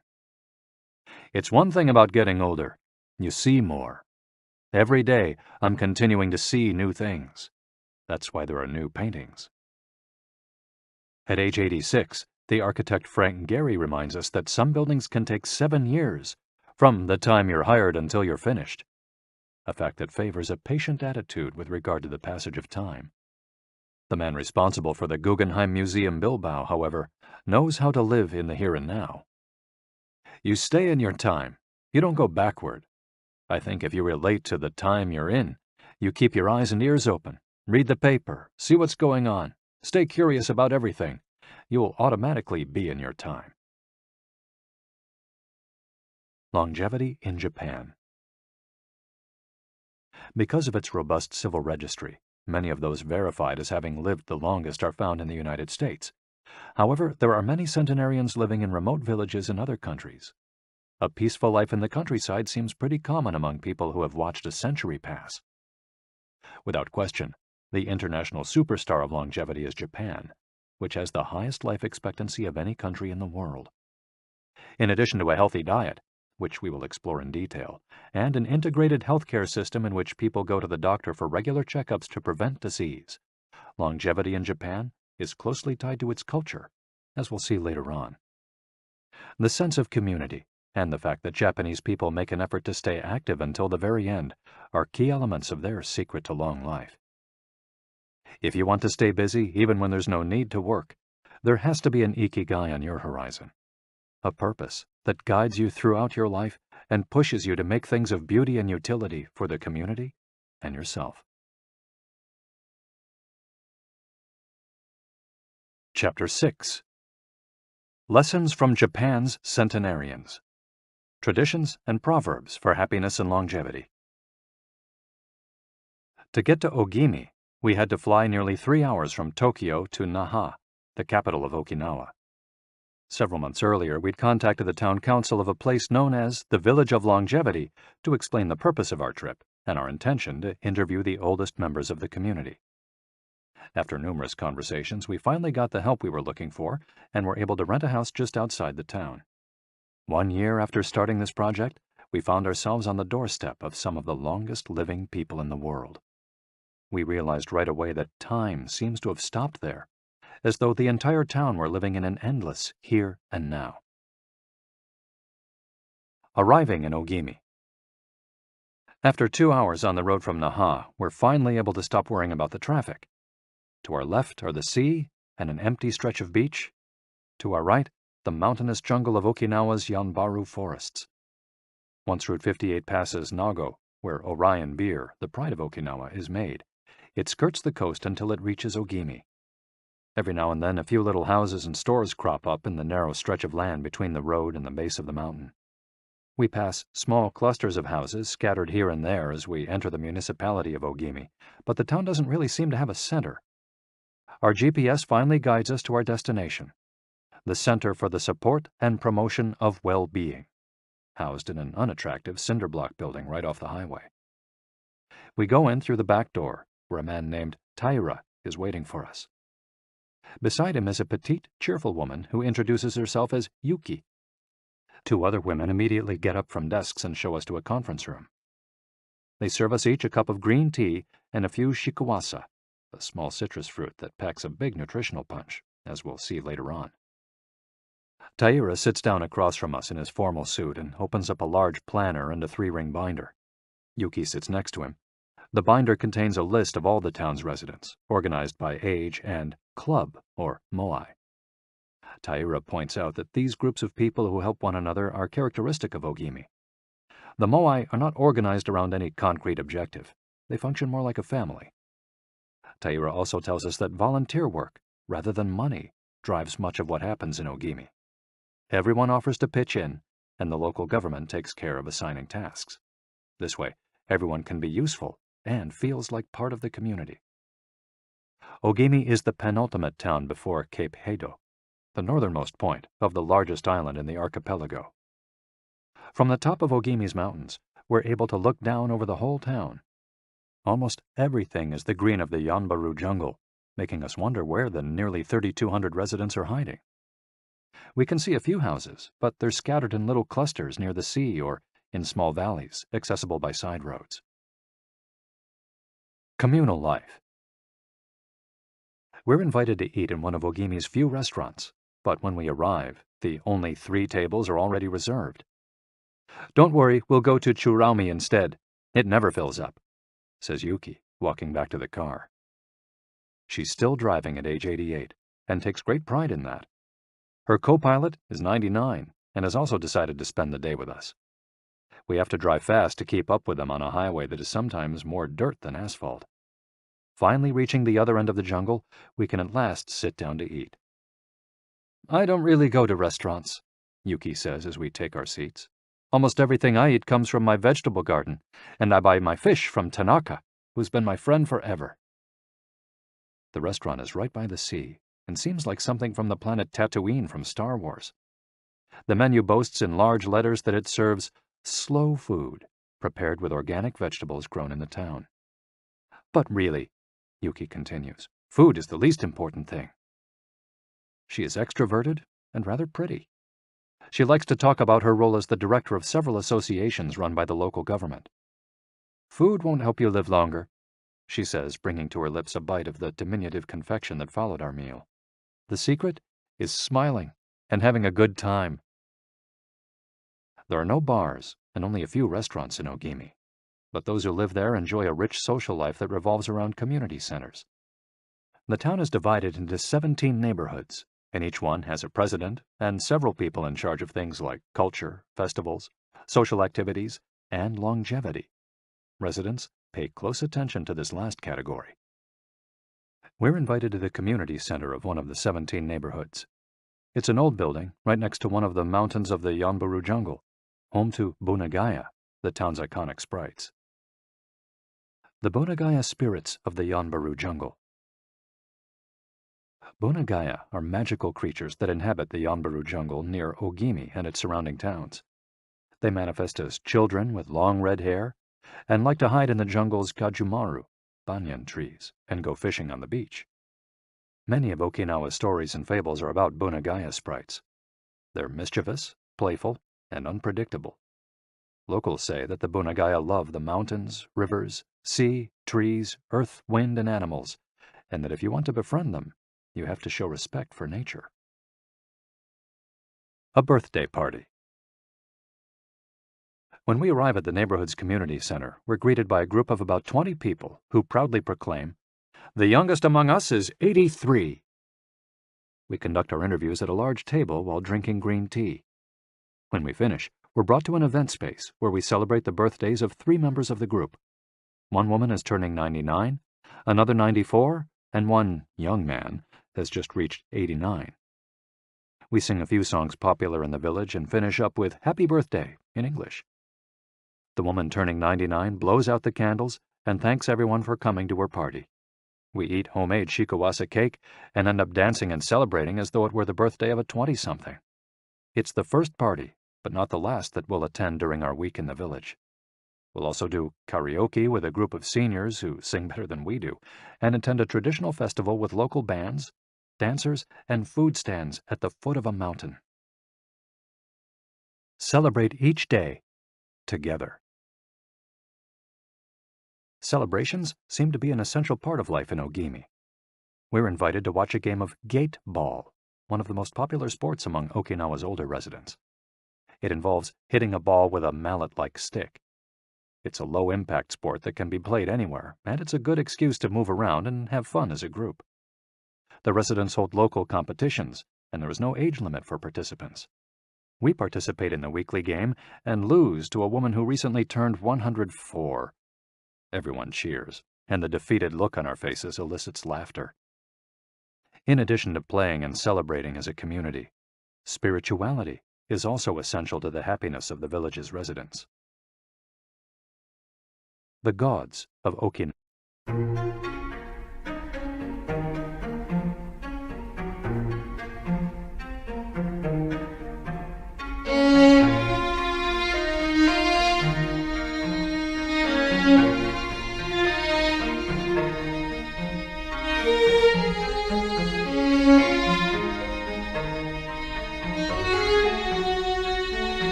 The main religion in Okinawa is known as Ryukyu Shinto.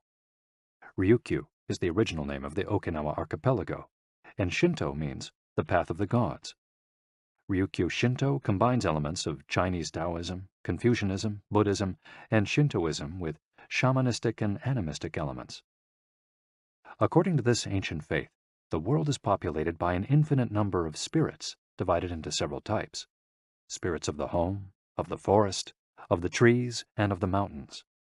It's important to appease these spirits through rituals and festivals, and by consecrating sacred grounds. Okinawa is full of sacred jungles and forests, where many of the two main kinds of temples are found, the Utaki and the Uganju. We visited an Uganju, or small open-air temple, adorned with incense and coins, next to a waterfall in Ogimi. The Utaki is a collection of stones where people go to pray and where, supposedly, spirits gather. In Okinawa's religious practice, women are considered spiritually superior to men, whereas the opposite is true of traditional Shintoism in the rest of Japan. Yuta are women chosen as mediums by their communities to make contact with the spirit realm through traditional rites. Ancestor worship is another important feature of spiritual practice in Okinawa, and in Japan in general. The home of each generation's firstborn usually contains a butsudan, or small altar, used to pray for and make offerings to the family's ancestors. Mabui. Every person has an essence, or mabui. This mabui is our spirit and the source of our life force. It is immortal and makes us who we are. Sometimes the mabui of someone who has died is trapped in the body of a living person. This situation requires a separation ritual to free the mabui of the deceased. It often happens when a person dies suddenly, especially at a young age, and his or her mabui does not want to move on to the realm of the dead. A mabui can also be passed from person to person by physical contact. A grandmother who leaves her granddaughter a ring transfers a part of her mabui to her. Photographs can also be a medium for passing mabui among people. The older, the stronger. Looking back, our days in Ogimi were intense but relaxed, sort of like the lifestyle of the locals, who always seemed to be busy with important tasks, but who, upon closer inspection, did everything with a sense of calm. They were always pursuing their IKIGAI, but they were never in a rush. Not only did they seem to be happily busy, but we also noticed that they followed the other principles for happiness that Washington Burnap stated 200 years ago. The grand essentials to happiness in this life are something to do, something to love, and something to hope for. On our last day, we went to buy gifts at a small market at the edge of town. The only things sold there are local vegetables, green tea, and shikawasa juice, along with bottles of water from a spring hidden in the Yanburu forests, bearing labels that read, "Longevity Water." We bought ourselves some of this longevity water and drank it in the parking lot, looking out over the sea and hoping that the little bottles that promised a magic elixir would bring us health and long life, and would help us find our own Ikigai. Then we took a photo with the statue of IKIGAI and walked up to it one last time to read the inscription. A declaration from the town where people live longest. At 80, I am still a child. When I come to see you at 90, send me away to wait until I am 100. The older, the stronger. Let us not depend too much on our children as we age. If you seek long life and health, you are welcome in our village, where you will be blessed by nature, and together we will discover the secret to longevity. April 23, 1993, Ogimi Federation of Senior Citizens Clubs. The interviews. Over the course of a week, we conducted a total of 100 interviews, asking the eldest members of the community about their life philosophy, their ikigai, and the secrets to longevity. We filmed these conversations with 2 cameras for use in a little documentary, and chose a few especially meaningful and inspiring statements to include in this section of the audiobook. 1. Don't worry. The secret to a long life is not to worry, and to keep your heart young. Don't let it grow old. Open your heart to people with a nice smile on your face. If you smile and open your heart, your grandchildren and everyone else will want to see you. The best way to avoid anxiety is to go out in the street and say hello to people. I do it every day. I go out there and say hello and see you later. Then I go home and care for my vegetable garden. In the afternoon, I spend time with friends. Here, everyone gets along. We try not to cause problems. Spending time together and having fun is the only thing that matters. 2. Cultivate good habits. I feel joy every morning waking up at 6 and opening the curtains to look out at my garden where I grow my own vegetables. I go right outside to check on my tomatoes, my mandarin oranges. I love the sight of them. It relaxes me. After an hour in the garden, I go back inside and make breakfast. I plant my own vegetables and cook them myself. That's my ikigai. The key to staying sharp in old age is in your fingers. From your fingers to your brain and back again. If you keep your fingers busy, you'll live to see 100. I get up at 4 every day. I set my alarm for that time, have a cup of coffee, and do a little exercise, lifting my arms. That gives me energy for the rest of the day. I eat a bit of everything. I think that's the secret. I like variety in what I eat. I think it tastes better. Working. If you don't work, your body breaks down. When I wake up, I go to the Butsudan and light incense. You have to keep your ancestors in mind. It's the first thing I do every morning. I wake up every day at the same time, early, and spend the morning in my vegetable garden. I go dancing with my friends once a week. I do exercise every day, and every morning I go for a little walk. I never forget to do my Taiso exercises when I get up. Eating vegetables, it helps you live longer. To live a long time, you need to do 3 things. Exercise to stay healthy, eat well, and spend time with people. 3. Nurture your friendships every day. Getting together with my friends is my most important ikigai. We all get together here and talk. It's very important. I always know I'll see them all here tomorrow, and that's one of my favorite things in life. My main hobby is getting together with friends and neighbors. Talking each day with the people you love, that's the secret to a long life. I say hello and see you later to the children on their way to school and wave at everyone who goes by me in their car. Drive safely, I say. Between 7:20 a.m. and 8:15 a.m., I'm outside on my feet the whole time, saying hello to people. Once everyone's gone, I go back inside. Chatting and drinking tea with my neighbors, that's the best thing in life.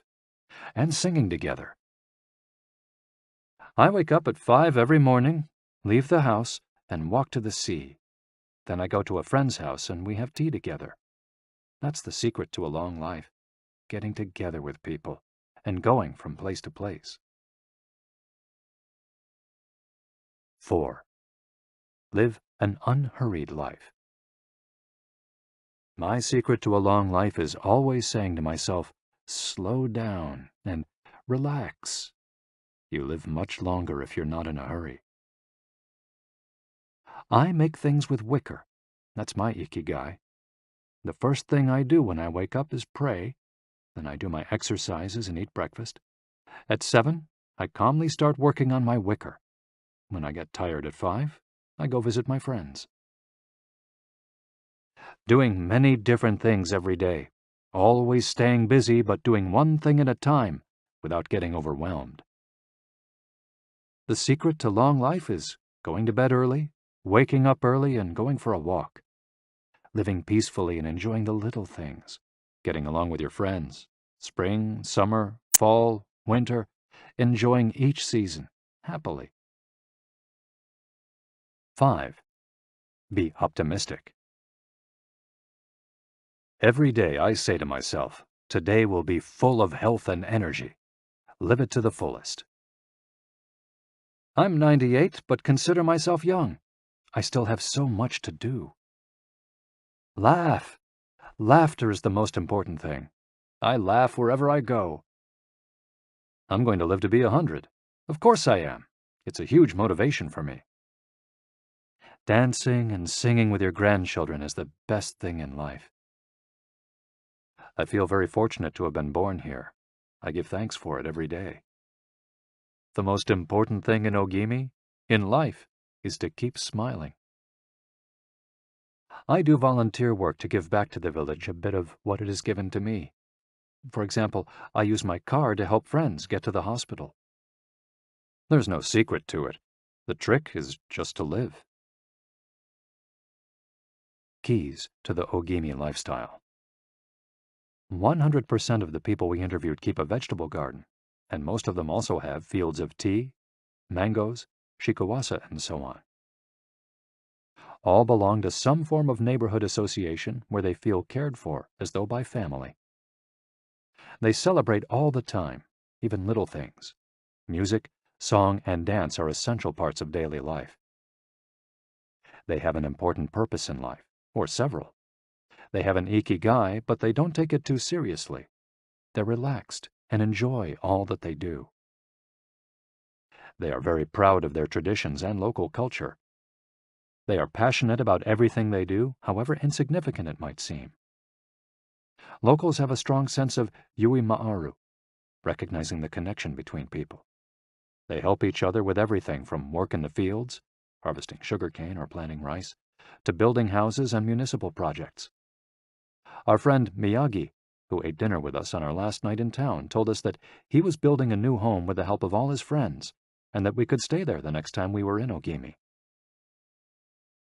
They are always busy, but they occupy themselves with tasks that allow them to relax. We didn't see a single old grandpa sitting on a bench doing nothing. They're always coming and going, to sing karaoke, visit with neighbors, or play a game of gateball. Chapter 7. The Ikigai Diet. What the world's longest living people eat and drink. According to the World Health Organization, Japan has the highest life expectancy in the world, 85 years for men and 87.3 years for women. Moreover, it has the highest ratio of centenarians in the world, more than 520 for every million people, as of September 2016. While life expectancy in Japan is high overall, Okinawa exceeds the national average. Okinawa is one of the areas in Japan that were most affected by World War II. As a result not only of conflicts on the battlefield, but also of hunger and a lack of resources once the war ended, the average life expectancy was not very high during the 1940s and 1950s. As Okinawans recovered from the destruction, however, they came to be some of the country's longest living citizens. What secrets to long life do the Japanese hold? What is it about Okinawa that makes it the best of the best in terms of life expectancy? Experts point out that, for one thing, Okinawa is the only province in Japan without trains. Its residents have to walk or cycle when not driving. It's also the only province that has managed to follow the Japanese government's recommendation of eating less than 10 grams of salt per day. Okinawa's Miracle Diet. The mortality rate from cardiovascular disease in Okinawa is the lowest in Japan, and diet almost certainly has a lot to do with this.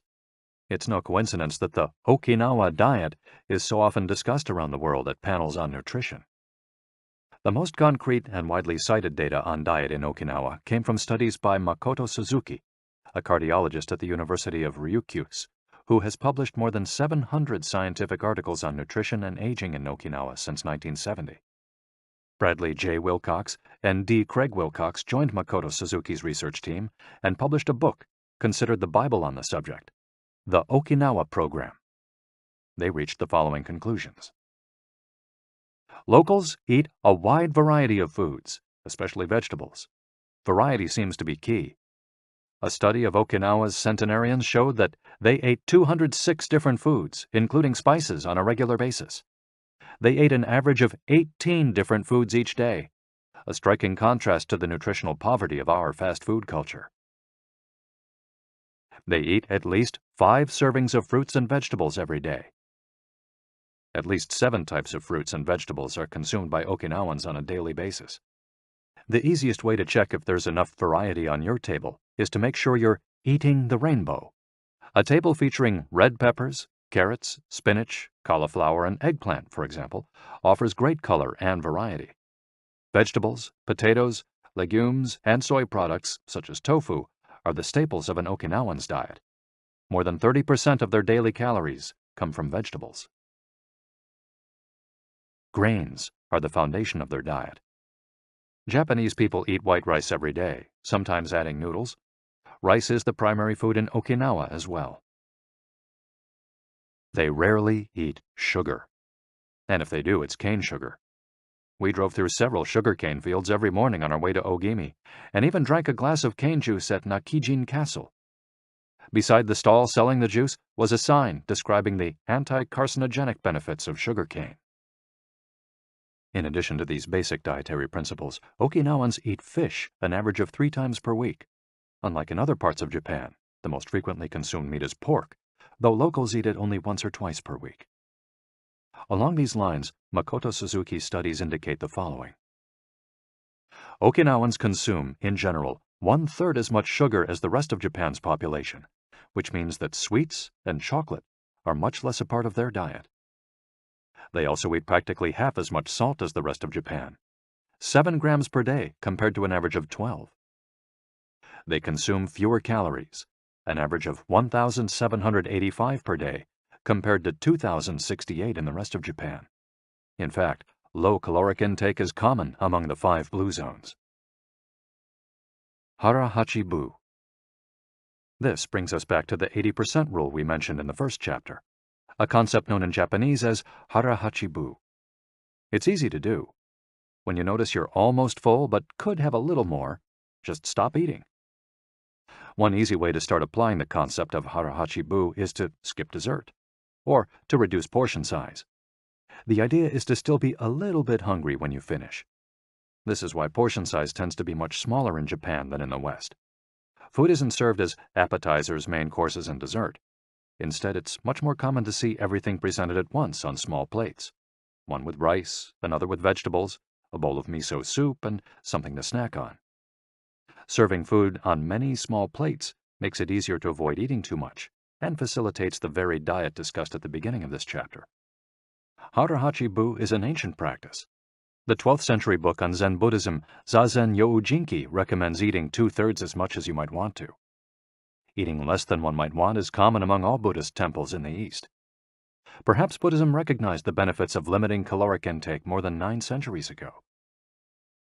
So, eat less to live longer?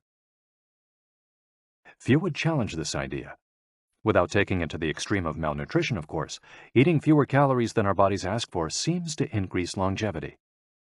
The key to staying healthy while consuming fewer calories is eating foods with a high nutritional value, especially superfoods, and avoiding those that add to our overall caloric intake but offer little to no nutritional value. The calorie restriction we've been discussing is one of the most effective ways to add years to your life.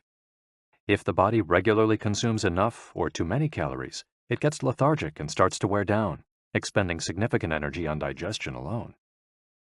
Another benefit of calorie restriction is that it reduces levels of IGF-1, insulin-like growth factor 1, in the body.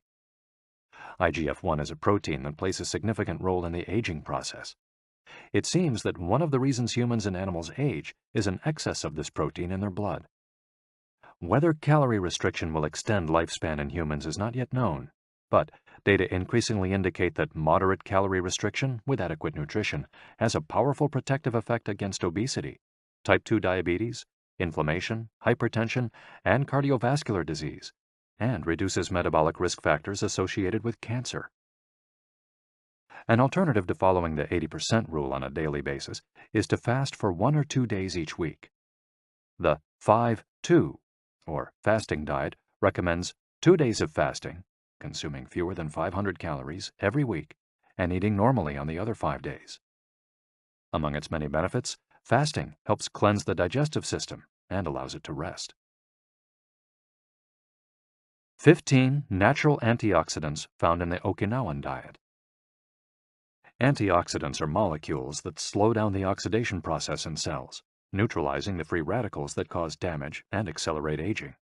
The antioxidant power of green tea, for example, is well known and will be discussed later at greater length. Because they are rich in antioxidants and are eaten nearly every day in the region, these 15 foods are considered keys to Okinawan vitality. Tofu, miso, tuna, carrots, goya, a bitter melon, kombu, sea kelp, cabbage, nori, seaweed, onion, soy sprouts, hechima, a cucumber-like gourd, soybeans, boiled or raw, sweet potato, peppers, and sanpin cha, jasmine tea. Sanpin cha, the reigning infusion in Okinawa. Okinawans drink more sanpin cha, a mix of green tea and jasmine flowers, than any other kind of tea. The closest approximation in the West would be the jasmine tea that usually comes from China. A 1988 study conducted by Hiroko Sho at the Okinawa Institute of Science and Technology indicates that jasmine tea reduces blood cholesterol levels. Sanpin cha can be found in many different forms in Okinawa and is even available in vending machines.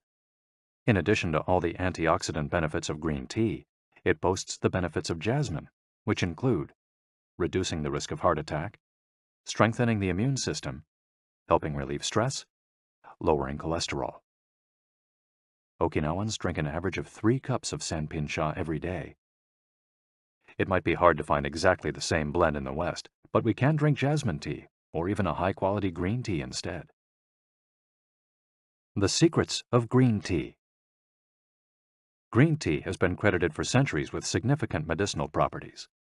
Recent studies have confirmed its many benefits and have attested to the importance of this ancient plant in the longevity of those who drink it often. Originally from China, where it's been consumed for millennia, green tea didn't make its way to the rest of the world until just a few centuries ago. Unlike other teas, and as a result of being air-dried without fermentation, it retains its active elements even after being dried and crumbled. It offers meaningful health benefits such as controlling cholesterol, lowering blood sugar levels, improving circulation, protection against the flu, vitamin C, promoting bone health, fluoride, protection against certain bacterial infections, protection against UV damage, cleansing, and diuretic effects. White tea, with its high concentration of polyphenols, may be even more effective against aging. In fact, it's considered to be the natural product with the greatest antioxidant power in the world, to the extent that 1 cup of white tea might pack the same punch as a dozen glasses of orange juice. In summary, drinking green or white tea every day can help us reduce the free radicals in our bodies, keeping us young longer. The powerful shikuwasa. Shikuwasa is the citrus fruit par excellence of Okinawa, and Ogimi is its largest producer in all of Japan. The fruit is extremely acidic. It's impossible to drink shikuwasa juice without diluting it first with water. Its taste is somewhere between that of a lime and a mandarin orange, to which it bears a family resemblance. Shikuwasas also contain high levels of nobiletin, a flavonoid rich in antioxidants. All citrus fruits, grapefruits, oranges, lemons, are high in nobiletin, but Okinawa's shikuwasas have 40 times as much as oranges. Consuming nobiletin has been proven to protect us from arteriosclerosis, cancer, type 2 diabetes, and obesity in general. Shikuwasas also contain vitamins C and B, beta-carotene, and minerals. They're used in many traditional dishes and to add flavor to food, and are squeezed to make juice. While conducting research at the birthday parties of the town's grandparents, we were served shikuwasa cake. The antioxidant canon for Westerners. In 2010, the UK's Daily Mirror published a list of foods recommended by experts to combat aging. Among these foods readily available in the West are vegetables, such as broccoli and chard, for their high concentration of water, minerals, and fiber. Oily fish, such as salmon, mackerel, tuna, and sardines, for all the antioxidants in their fat. Fruits, such as citrus, strawberries, and apricots. They're an excellent source of vitamins and help eliminate toxins from the body. Berries, such as blueberries and goji berries. They're rich in phytochemical antioxidants. Dried fruits, which contain vitamins and antioxidants and give you energy. Grains, such as oats and wheat, which give you energy and contain minerals. Olive oil, for its antioxidant effects that show in your skin. Red wine, in moderation, for its antioxidant and vasodilatory properties.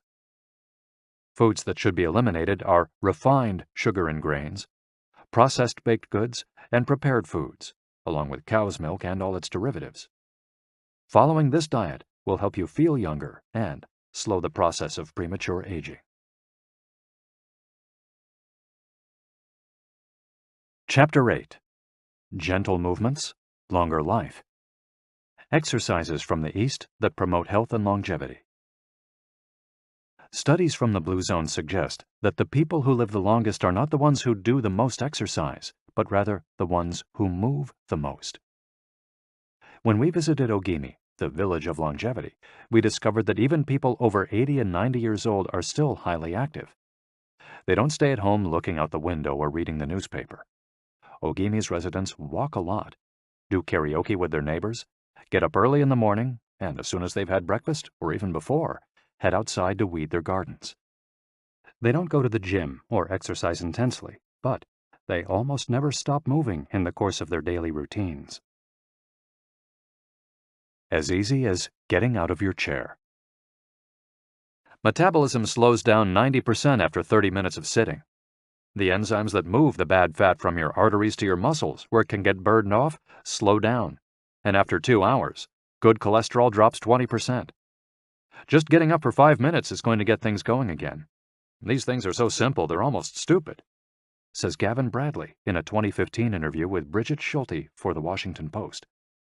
Bradley is one of the preeminent experts on the subject, and the director of an international organization dedicated to building awareness of how detrimental sitting all the time can be to our health.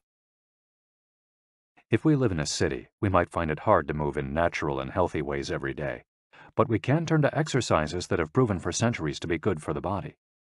The Eastern disciplines for bringing body, mind, and soul into balance have become quite popular in the West, but in their countries of origin, they've been used for ages to promote health. Yoga, originally from India, though very popular in Japan, and China's Qigong and Tai Chi, among other disciplines, seek to create harmony between a person's body and mind so they can face the world with strength, joy, and serenity. They're touted as elixirs of youth, and science has endorsed the claim. These gentle exercises offer extraordinary health benefits and are particularly appropriate for older individuals who have a harder time staying fit. Tai Chi has been shown, among other things, to slow the development of osteoporosis and Parkinson's disease, to increase circulation, and to improve muscle tone and flexibility. Its emotional benefits are just as important. It's a great shield against stress and depression. You don't need to go to the gym for an hour every day or run marathons. As Japanese centenarians show us, all you need is to add movement to your day. Practicing any of these Eastern disciplines on a regular basis is a great way to do so. An added benefit is that they all have well-defined steps, and as we heard in Chapter 4, disciplines with clear rules are good for flow. If you don't like any of these disciplines, feel free to choose a practice that you love and that makes you move. Following We'll take a look at some of the practices that promote health and longevity. But first, a little appetizer. A singularly Japanese exercise for starting your day. Radio Taiso. This morning warm-up has been around since before World War II. The radio part of its name is from when the instructions for each exercise were transmitted over the radio. But today people usually do these movements while tuned to a television channel or internet video demonstrating the steps. One of the main purposes of doing radio Taiso is to promote a spirit of unity among participants. The exercises are always done in groups, usually in schools before the start of classes, and in businesses before the workday begins. Statistics show that 30% of Japanese practice radio Taiso for a few minutes every morning. But radio Taiso is one thing that almost everyone we interviewed in Ogimi had in common. Even the residents of the nursing home we visited dedicated at least 5 minutes every day to doing it, though some did the exercises from their wheelchairs. We joined them on their daily practice, and we felt refreshed for the rest of the day. When these exercises are done in a group, it's usually on a sports field or in a large reception hall, and typically involves some kind of loudspeaker. The exercises take 5 or 10 minutes, depending on whether you do all or only some of them. They focus on dynamic stretching and increasing joint mobility. One of the most iconic radio Taiso exercises consists of simply raising your arms above your head and then bringing them down in a circular motion. It's a tool to wake up the body, an easy mobility workout that is low in intensity and that focuses on exercising as many joints as possible. It might seem basic, but in our modern lives, we can spend days without raising our arms above our ears. Think about it. Our arms are down when using computers, when using smartphones, when reading books. One of the few times we raise our hands over our heads is when reaching for something in a cupboard or closet, while our ancestors were raising their hands over their heads all the time when gathering things from trees. Radio Taiso helps us to practice all the basic movements of the body. Yoga. Popular in Japan as well as in the West, yoga can be done by almost anyone. Some of its poses have even been adapted for pregnant women and practitioners with physical disabilities. Yoga comes from India, where it was developed millennia ago to unite our mental and physical elements. The word yoga itself comes from the Sanskrit term for yoke, which refers to the crosspiece that binds draft animals to one another and to the cart they're pulling. Yoga strives to unite body and mind in the same way, guiding us toward a healthy lifestyle in harmony with the world around us. The main objectives of yoga are to bring us closer to our human nature, mental and physical purification, to bring us closer to the divine. Styles of yoga. Though all are oriented towards similar goals, there are many different types of yoga that vary according to the traditions and texts from which they were developed. The differences among them lie, as the masters say, in the path taken to the summit of our best self. Jnana Yoga. The yoga of wisdom, the search for discipline and mental growth.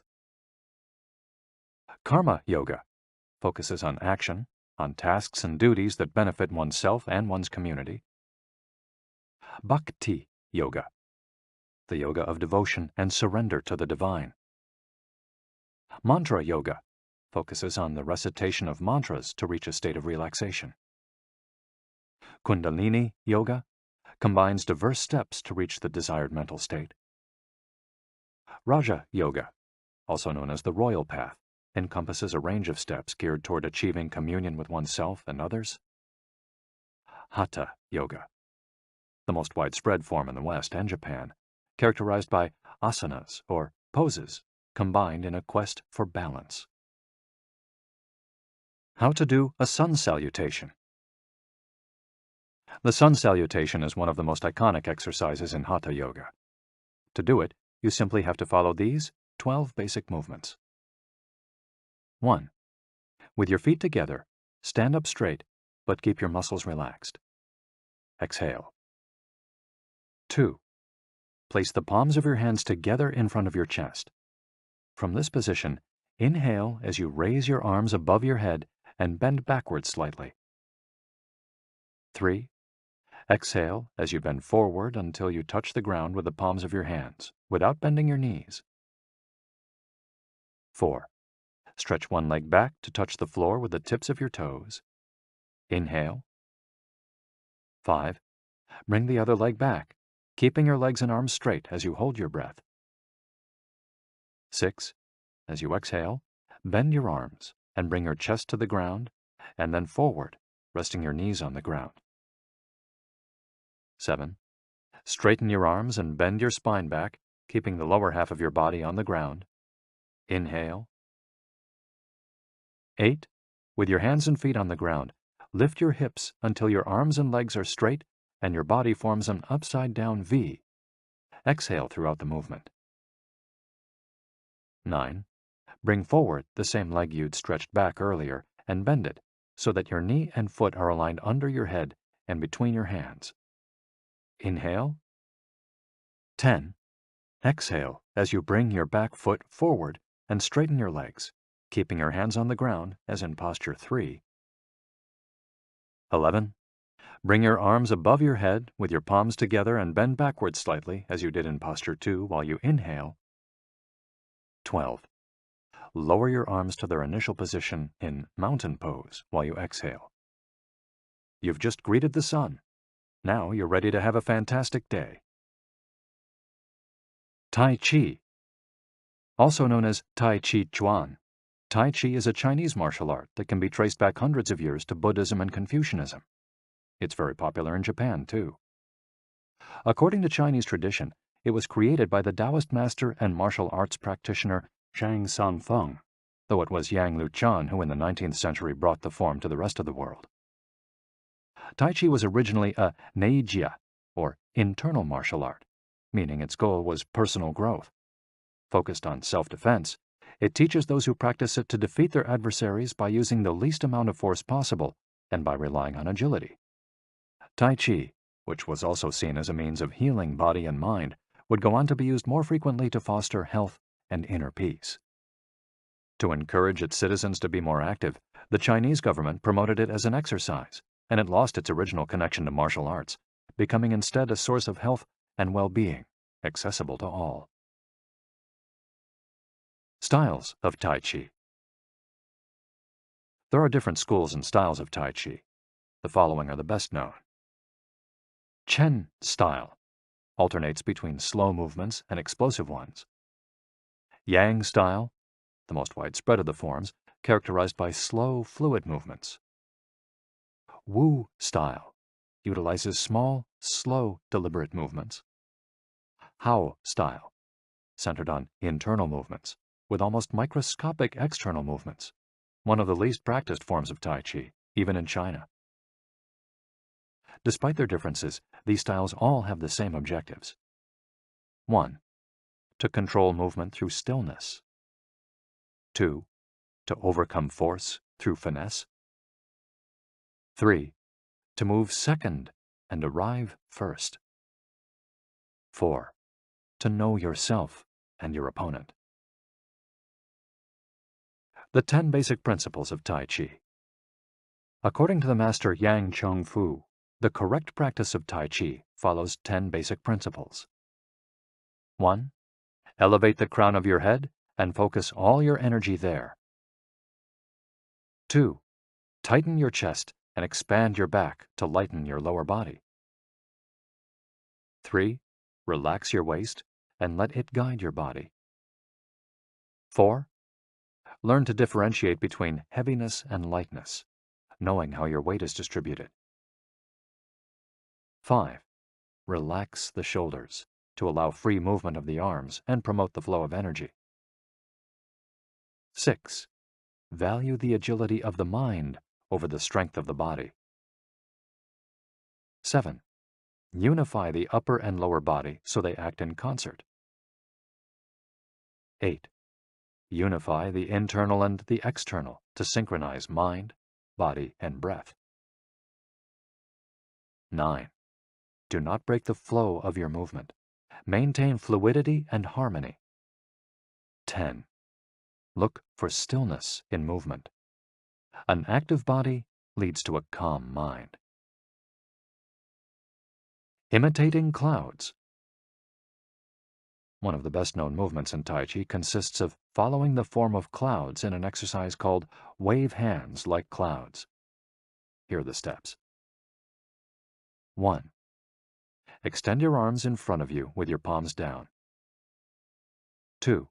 Turn your palms to face in, as though you were hugging a tree trunk. 3.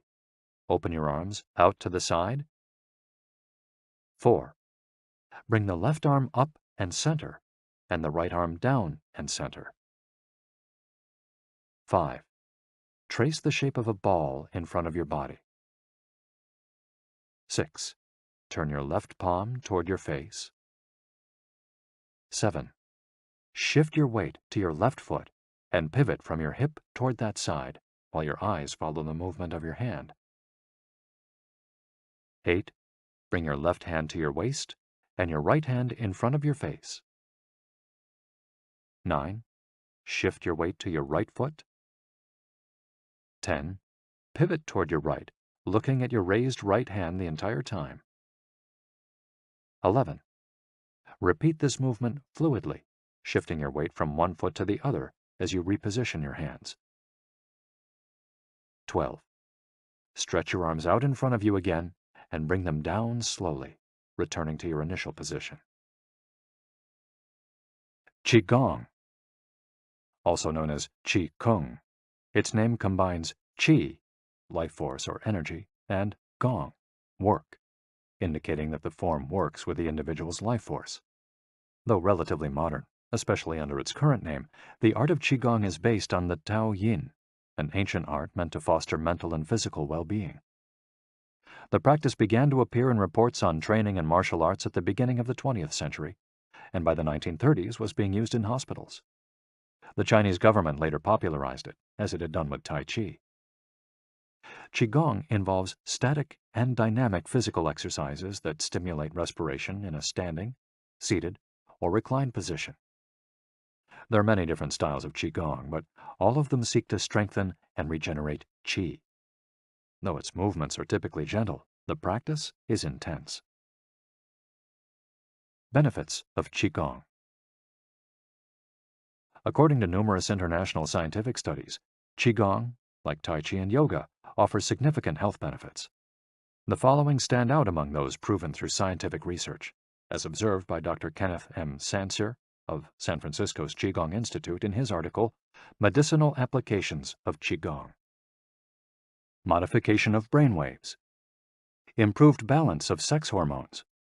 Lower mortality rate from heart attacks.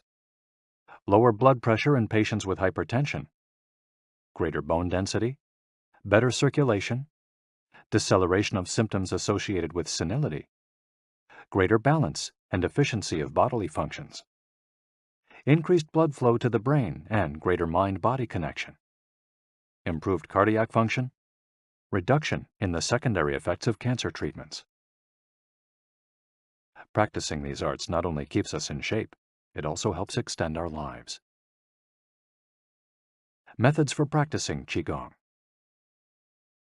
In order to practice Qigong correctly, we should remember that our life energy flows through our whole body. We should know how to regulate its many parts. 1. Tiao Shen. Regulating the body by adopting the correct posture. It's important to be firmly rooted to the ground. 2. Tiao Shi. Regulating the breath until it is calm, steady, and peaceful. 3. Tiao Xin. Regulating the mind, the most complicated part as it implies emptying the mind of thoughts. Tiao Qi. Regulating the life force through the regulation of the 3 prior elements so that it flows naturally. 5. Tiao Shen. Regulating the spirit.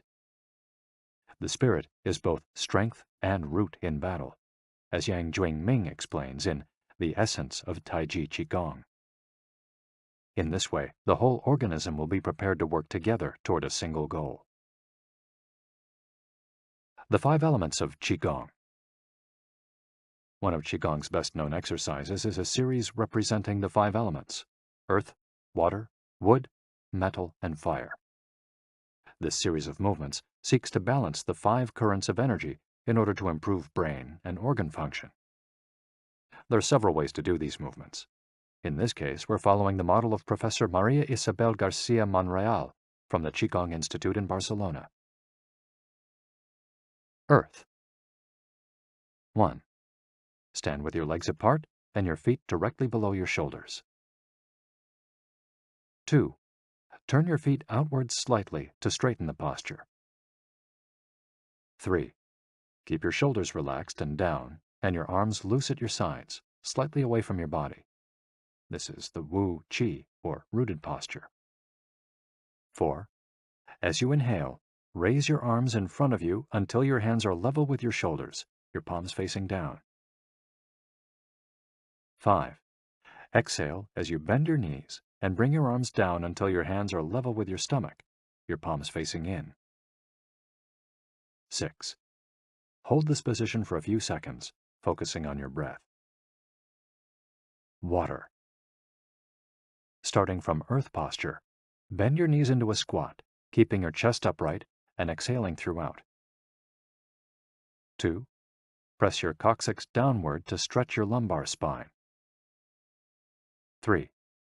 As you inhale, stand to return to earth posture. 4. Repeat twice for a total of 3. Wood. 1. Starting from earth posture, turn your palms upward and open your arms to the side, forming a circle as you inhale until your hands are level with your clavicle. Turn your hands so that your palms and elbows point downward while keeping your shoulders relaxed. 2. Reverse the movement as you exhale, making a downward circle with your arms until you reach your initial position. 3. Repeat twice for a total of 3. Metal. 1. Starting from earth posture, raise your arms until your hands are level with your sternum. 2. Turn your palms toward each other, about 4 inches apart, with your fingers relaxed and slightly separated, pointing upward. 3.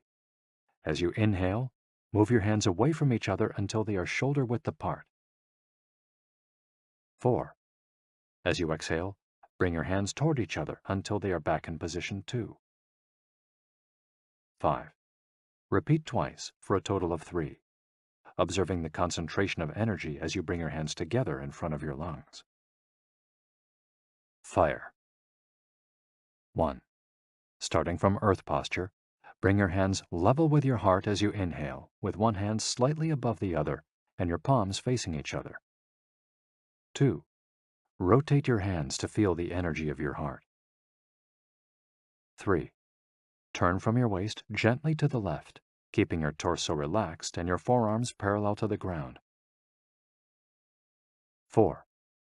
With your palms still facing each other, separate your hands, bringing one up until it is level with your shoulder and the other down in front of your abdomen. 5. Turn from your waist gently to the right, keeping your torso relaxed and your forearms parallel to the ground. 6. As you exhale, let your hands come back together in front of your heart. 7. With your palms still facing each other, separate your hands, bringing one up until it is level with your shoulder and the other down in front of your abdomen. Completing the series. 1. Starting from earth posture, inhale as you bring your hands level with your shoulders, palms facing down. 2. As you exhale, lower your arms to rest at your sides, returning to the initial Wu Qi posture. Shiatsu. Created in Japan in the early 20th century, principally for the treatment of arthritis, shiatsu also works on energy flow through the application of pressure with the thumbs and the palms of the hands. In combination with stretching and breathing exercises, it seeks to create equilibrium among the different elements of the body. The following quote is about the Dao Yin, a general term referring to the ancient arts meant to foster mental and physical well-being. It is not important that a Dao Yin have a name, is imitating something, or is engraved in jade. What is important is the technique and the essence of what is really practiced. Stretching and contracting, bending and lifting of the head, stepping, lying down, resting or standing, walking or stepping slowly, screaming or breathing, everything can be a Tao Yin. Ge Hong. Breathe better. Live longer. The book Shu Chen Shishu, known in the West as 10 Books on the Cultivation of Perfection, dates back to the 13th century and is a compendium of materials from diverse sources on developing the mind and body. It quotes, among others, the celebrated Chinese doctor and essayist Sun Simiao, who lived during the 6th century. Sun Simiao was a proponent of a technique called the 6 healing sounds, which involves the coordination of movement, breathing, and pronouncing sounds with the purpose of bringing our souls to a place of calm. The 6 sounds are XU, pronounced like shh, with a deep sigh, which is associated with the liver. HE, pronounced like her, with a yawn, which is associated with the heart. SI, pronounced like sir, with a slow exhale, which is associated with the lungs. CHUI, pronounced like chui, with a forceful exhale, which is also associated with the kidneys. HOO, pronounced like hu, which is associated with the spleen, and XI, pronounced like shi, which connects the whole body. The following poem by Sun Simiao offers clues about how to live well according to the season. It reminds us of the importance of breathing and suggests that as we breathe, we visualize the organs associated with each of the healing sounds. In spring, breathe shh for clear eyes, and so wood can aid your liver. In summer, reach for her, so that heart and fire can be at peace. In fall, breathe sir to stabilize and gather metal, keeping the lungs moist. For the kidneys, next, breathe chui and see your inner waters calm. The triple heater needs your shi to expel all heat and troubles. In all 4 seasons, take deep breaths so your spleen can process food. And of course, avoid exhaling noisily. Don't let even your own ears hear you. The practice is most excellent and will help preserve your divine elixir. It might feel confusing to be presented with all the Eastern traditions we've introduced in this chapter. The takeaway is that they all combine a physical exercise with an awareness of our breath. These 2 components, movements and breath, help us to bring our consciousness in line with our body, instead of allowing our mind to be carried away by the sea of daily worries. Most of the time, we're just not aware enough of our breathing.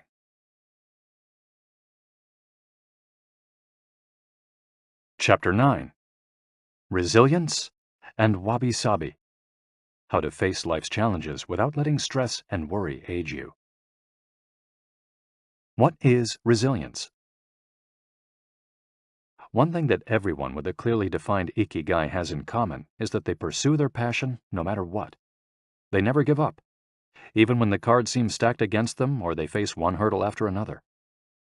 We're talking about resilience, a concept that's become influential among psychologists. But resilience isn't just the ability to persevere. As we'll hear in this chapter, it's also an outlook we can cultivate to stay focused on the important things in life, rather than what is most urgent, and keep ourselves from being carried away by negative emotions. In the final section of the chapter, we'll explore techniques that go beyond resilience to cultivate anti-fragility. Sooner or later, we all have to face difficult moments, and the way we do this can make a huge difference to our quality of life. Proper training for our mind, body, and emotional resilience is essential for confronting life's ups and downs. Nana Korobiya Oki. Fall 7 times. Rise 8. Japanese proverb. Resilience is our ability to deal with setbacks. The more resilient we are, the easier it will be to pick ourselves up and get back to what gives meaning to our lives. Resilient people know how to stay focused on their objectives, on what matters, without giving in to discouragement. Their flexibility is the source of their strength. They know how to adapt to change and to reversals of fortune. They concentrate on the things they can control and don't worry about those they can't. In the words of the famous Serenity Prayer by Reinhold Niebuhr, God, give us grace to accept with serenity the things that cannot be changed.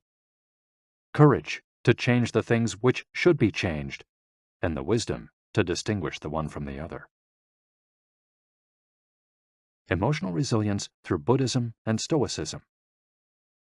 Siddhartha Gautama, Buddha, was born a prince of Kapilavastu, Nepal, and grew up in a palace surrounded by riches.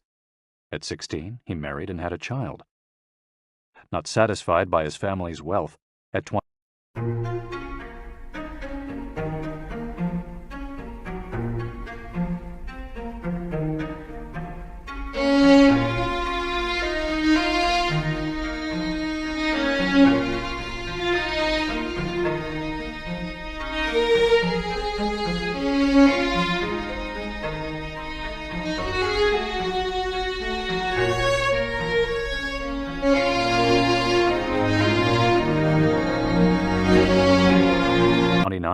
he decided to try a different lifestyle and ran away from the palace to live as an ascetic. But it wasn't asceticism that he was looking for. It didn't offer the happiness and well-being he sought. Neither wealth nor extreme asceticism worked for him. He realized that a wise person should not ignore life's pleasures. A wise person can live with these pleasures, but should always remain conscious of how easy it is to be enslaved by them. Zeno of Citium began his studies with the Cynics. The Cynics also led ascetic lives, leaving behind all earthly pleasures. They lived in the street, and the only thing they owned was the clothing on their backs. Seeing that cynicism did not give him a sense of well-being, Zeno abandoned its teachings to found the school of Stoicism, which centers on the idea that there is nothing wrong with enjoying life's pleasures as long as they do not take control of your life as you enjoy them. You have to be prepared for those pleasures to disappear. The goal is not to eliminate all feelings and pleasures from our lives, as in cynicism, but to eliminate negative emotions. Since their inception, one of the objectives of both Buddhism and Stoicism has been to control pleasure, emotions, and desires. Though the philosophies are very different, both aim to curb our ego and control our negative emotions. Both Stoicism and Buddhism are, at their roots, methods for practicing well-being. According to Stoicism, our pleasures and desires are not the problem. We can enjoy them as long as they don't take control of us. The Stoics viewed those who were able to control their emotions as virtuous. What's the worst thing that could happen? We finally land our dream job, but after a little while we're already hunting for a better one. We win the lottery and buy a nice car, but then decide we can't live without a sailboat. We finally win the heart of the man or woman we've been pining for, and suddenly we find we have a wandering eye. People can be insatiable. The Stoics believe that these kinds of desires and ambitions are not worth pursuing. The objective of the virtuous person is to reach a state of tranquility, apatheia, the absence of negative feelings such as anxiety, fear, shame, vanity, and anger, and the presence of positive feelings such as happiness, love, serenity, and gratitude. In order to keep their minds virtuous, the Stoics practiced something like negative visualization. They imagined the worst thing that could happen in order to be prepared if certain privileges and pleasures were taken from them. To practice negative visualization, we have to reflect on negative events, but without worrying about them. Seneca, one of the richest men in ancient Rome, lived a life of luxury, but was, nonetheless, an active Stoic. He recommended practicing negative visualization every night before falling asleep. In fact, he not only imagined these negative situations, he actually put them into practice. For example, by living for a week without servants, or the food and drink he was used to as a wealthy man. As a result, he was able to answer the question, what's the worst thing that could happen? Meditating for healthier emotions. In addition to negative visualization and not giving in to negative emotions, another central tenet of Stoicism is knowing what we can control and what we can't, as we see in the Serenity Prayer. Worrying about things that are beyond our control accomplishes nothing.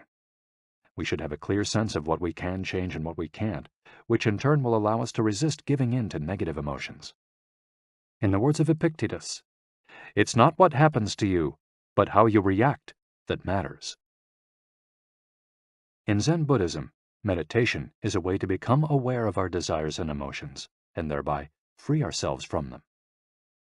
It's not simply a question of keeping the mind free of thoughts, but instead involves observing our thoughts and emotions as they appear, without getting carried away by them. In this way, we train our minds not to get swept up in anger, jealousy, or resentment. One of the most commonly used mantras in Buddhism focuses on controlling negative emotions. Om Mani Padme Hum, in which Om is the generosity that purifies the ego, Ma is the ethics that purifies jealousy, Ni is the patience that purifies passion and desire, Pad is the precision that purifies bias, Me is the surrender that purifies greed, and Hum is the wisdom that purifies hatred. The here and now and the impermanence of things. Another key to cultivating resilience is knowing in which time to live. Both Buddhism and Stoicism remind us that the present is all that exists, and it is the only thing we can control. Instead of worrying about the past or the future, we should appreciate things just as they are in the moment, in the now. The only moment in which you can be truly alive is the present moment, observes the Buddhist monk Thich Nhat Hanh. In addition to living in the here and now, the Stoics recommend reflecting on the impermanence of the things around us. The Roman Emperor Marcus Aurelius said that the things we love are like the leaves of a tree. They can fall at any moment with a gust of wind. He also said that changes in the world around us are not accidental, but rather form part of the essence of the universe, a rather Buddhist notion, in fact. We should never forget that everything we have and all the people we love will disappear at some point. This is something we should keep in mind, but without giving in to pessimism. Being aware of the impermanence of things does not have to make us sad. It should help us love the present moment and those who surround us. All things human are short-lived and perishable, Seneca tells us. The temporary, ephemeral, and impermanent nature of the world is central to every Buddhist discipline. Keeping this always in mind helps us avoid excessive pain in times of loss. Wabi-sabi and Ichigo-ichie. Wabi-sabi is a Japanese concept that shows us the beauty of the fleeting, changeable, and imperfect nature of the world around us. Instead of searching for beauty in perfection, we should look for it in things that are flawed, incomplete. This is why the Japanese place such value, for example, on an irregular or cracked teacup. Only things that are imperfect, incomplete, and ephemeral can truly be beautiful, because only those things resemble the natural world. A complementary Japanese concept is that of Ichigo-ichie, which could be translated as, "This moment exists only now and won't come again." It's heard most often in social gatherings as a reminder that each encounter, whether with friends, family, or strangers, is unique and will never be repeated, meaning that we should enjoy the moment and not lose ourselves in worries about the past or the future.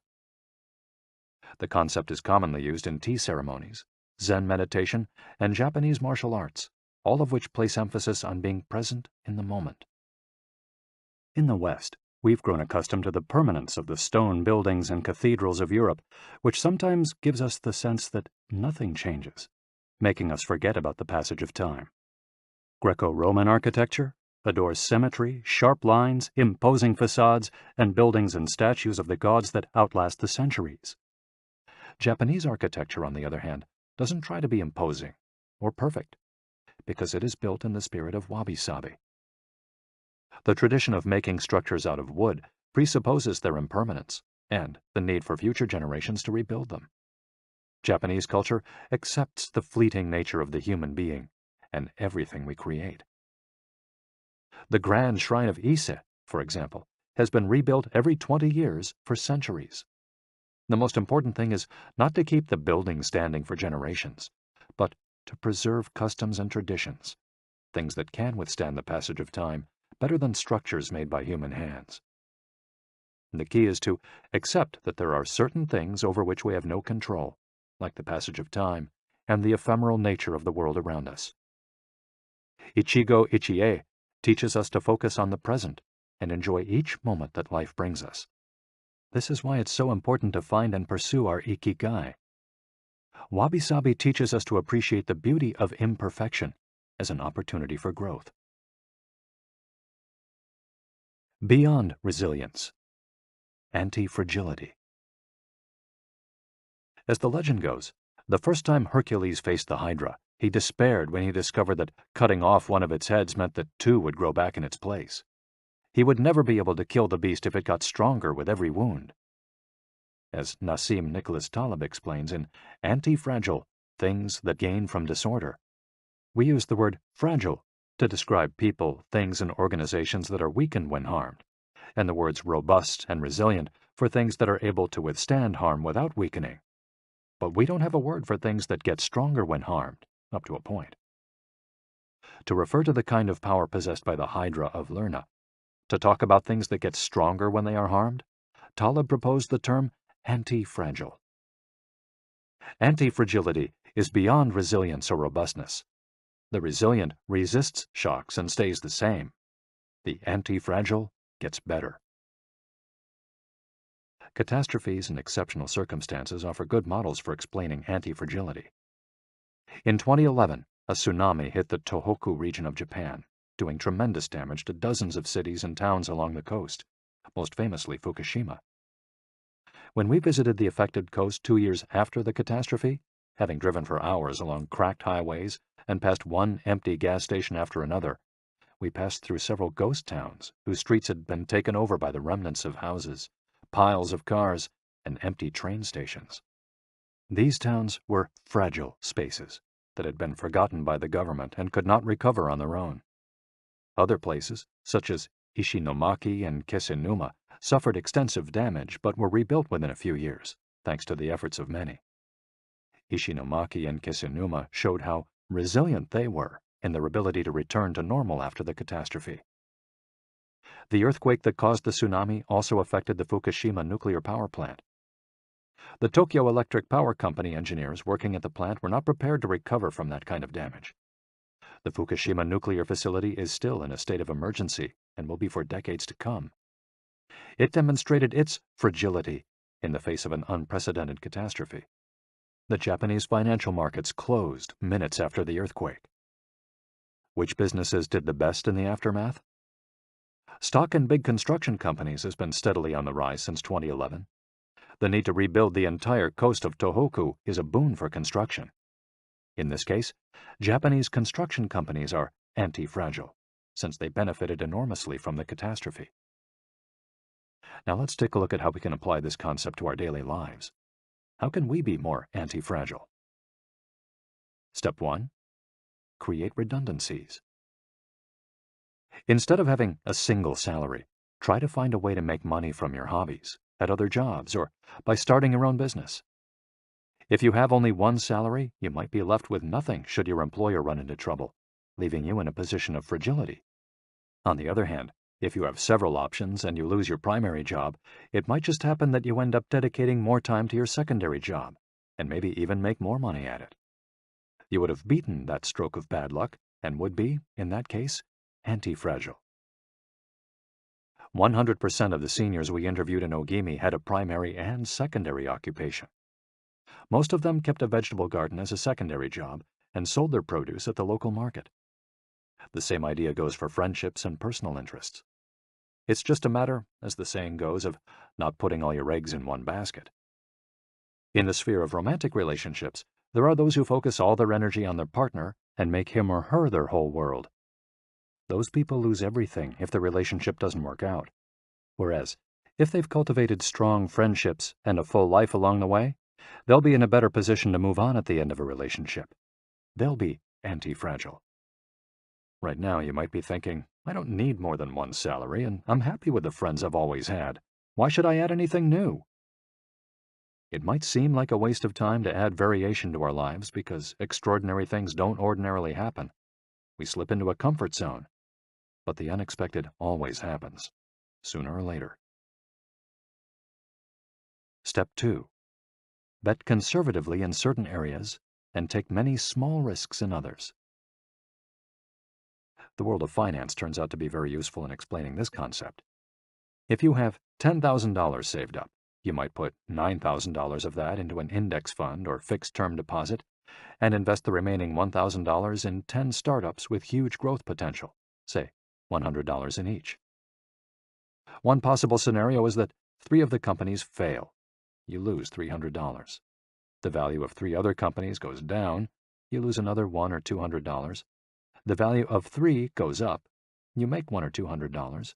And the value of one of the startups increases 20-fold. You make nearly $2,000, or maybe even more. You still make money, even if 3 of the businesses go completely belly up. You've benefited from the damage, just like the Hydra. The key to becoming anti-fragile is taking on small risks that might lead to great reward without exposing ourselves to dangers that might sink us, such as investing $10,000 in a fund of questionable reputation that we saw advertised in the newspaper. Step 3. Get rid of the things that make you fragile. We're taking the negative route for this exercise. Ask yourself, what makes me fragile? Certain people, things, and habits generate losses for us and make us vulnerable. Who and what are they? When we make our New Year's resolutions, we tend to emphasize adding new challenges to our lives. It's great to have this kind of objective, but setting good riddance goals can have an even bigger impact. For example, stop snacking between meals. Eat sweets only once a week. Gradually pay off all debt. Avoid spending time with toxic people. Avoid spending time doing things we don't enjoy simply because we feel obligated to do them. Spend no more than 20 minutes on Facebook each day. To build resilience into our lives, we shouldn't fear adversity because each setback is an opportunity for growth. If we adopt an anti-fragile attitude, we'll find a way to get stronger with every blow, refining our lifestyle and staying focused on our IKIGAI. Taking a hit or two can be viewed as either a misfortune or an experience that we can apply to all areas of our lives as we continually make corrections and set new and better goals. As Taleb writes in Anti-Fragile, we need randomness, mess, adventures, uncertainty, self-discovery, hear traumatic episodes, all these things that make life worth living. We encourage those interested in the concept of anti-fragility to read Nassim Nicholas Taleb's Anti-Fragile. Life is pure imperfection, as the philosophy of wabi-sabi teaches us, and the passage of time shows us that everything is fleeting. But if you have a clear sense of your ikigai, each moment will hold so many possibilities that it will seem almost like an eternity.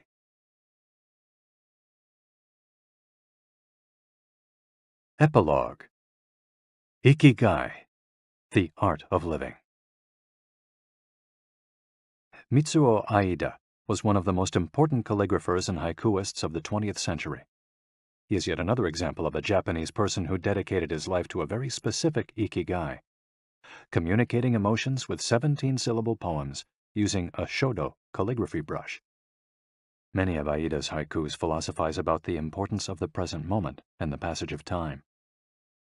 One could be translated as, "In the here and now, the only thing in my life is your life." In another poem, Aida writes simply, "Here, now." It is an artwork that seeks to evoke feelings of mono no aware, a melancholy appreciation of the ephemeral. The following poem touches on one of the secrets of bringing ikigai into our lives.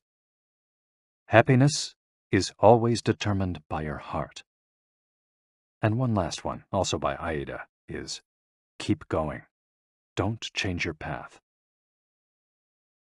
Once you discover your ikigai, pursuing it and nurturing it every day will bring meaning to your life.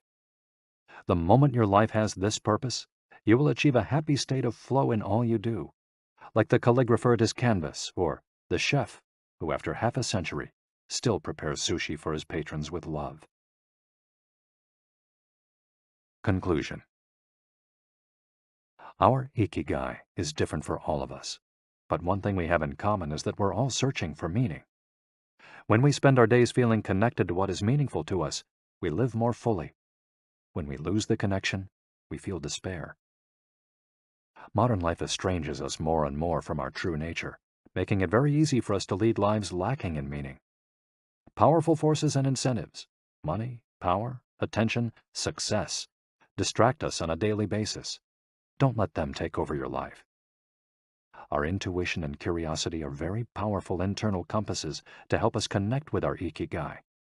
Follow those things you enjoy and get away from or change those you dislike.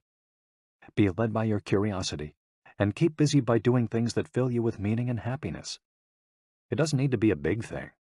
We might find meaning in being good parents or in helping our neighbors. There is no perfect strategy to connecting with our Ikigai. But what we've learned from the Okinawans is that we should not worry too much about finding it. Life is not a problem to be solved. Just remember to have something that keeps you busy doing what you love while being surrounded by the people who love you. The 10 Rules of Ikigai.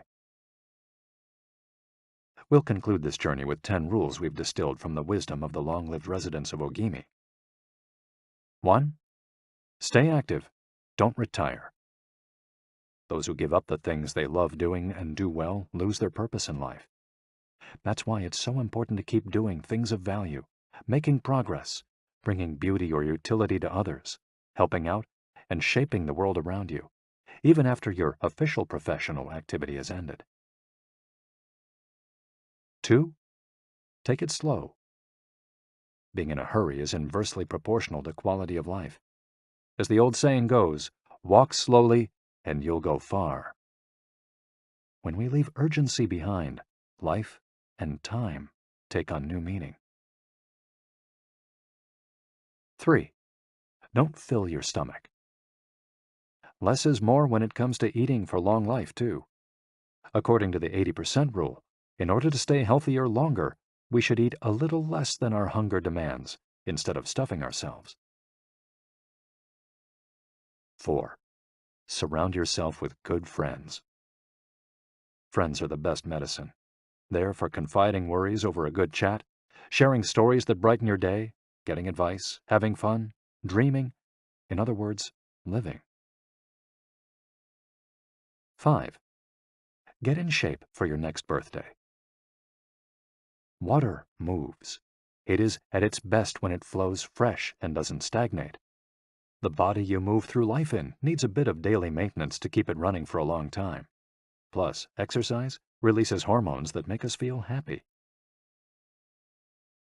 6. Smile. A cheerful attitude is not only relaxing, it also helps make friends. It's good to recognize the things that aren't so great, but we should never forget what a privilege it is to be in the here and now, in a world so full of possibilities. 7. Reconnect with nature. Though most people live in cities these days, human beings are made to be part of the natural world. We should return to it often to recharge our batteries. 8. Give thanks. To your ancestors, to nature, which provides you with the air you breathe and the food you eat. To your friends and family, to everything that brightens your days and makes you feel lucky to be alive. Spend a moment every day giving thanks, and you'll watch your stockpile of happiness grow. 9. Live in the moment. Stop regretting the past and fearing the future. Today is all you have. Make the most of it. Make it worth remembering. 10. Follow your Ikigai. There is a passion inside you, a unique talent that gives meaning to your days and drives you to share the very best of yourself until the very end. If you don't know what your Ikigai is yet, as Viktor Frankl says, your mission is to discover it. The authors of this audiobook wish you a long, happy, and purposeful life. Thank you for joining us. Hector Garcia and Francesc Miralles. You've been listening to Ikigai, The Japanese Secret to a Long and Happy Life by Hector Garcia and Francesc Miralles, narrated by Walter Dixon. If you've enjoyed this audiobook and this performance, then please visit our website, gildanmedia.com. That's GILDANMEDIA.com, where you'll find a wide selection of titles in business and finance, personal development, psychology, and much, much more. And thank you for being a Gildan audio listener.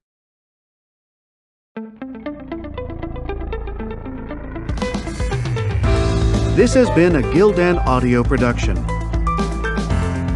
For more affordable, mind-enriching programs, visit our website at gildanmedia.com.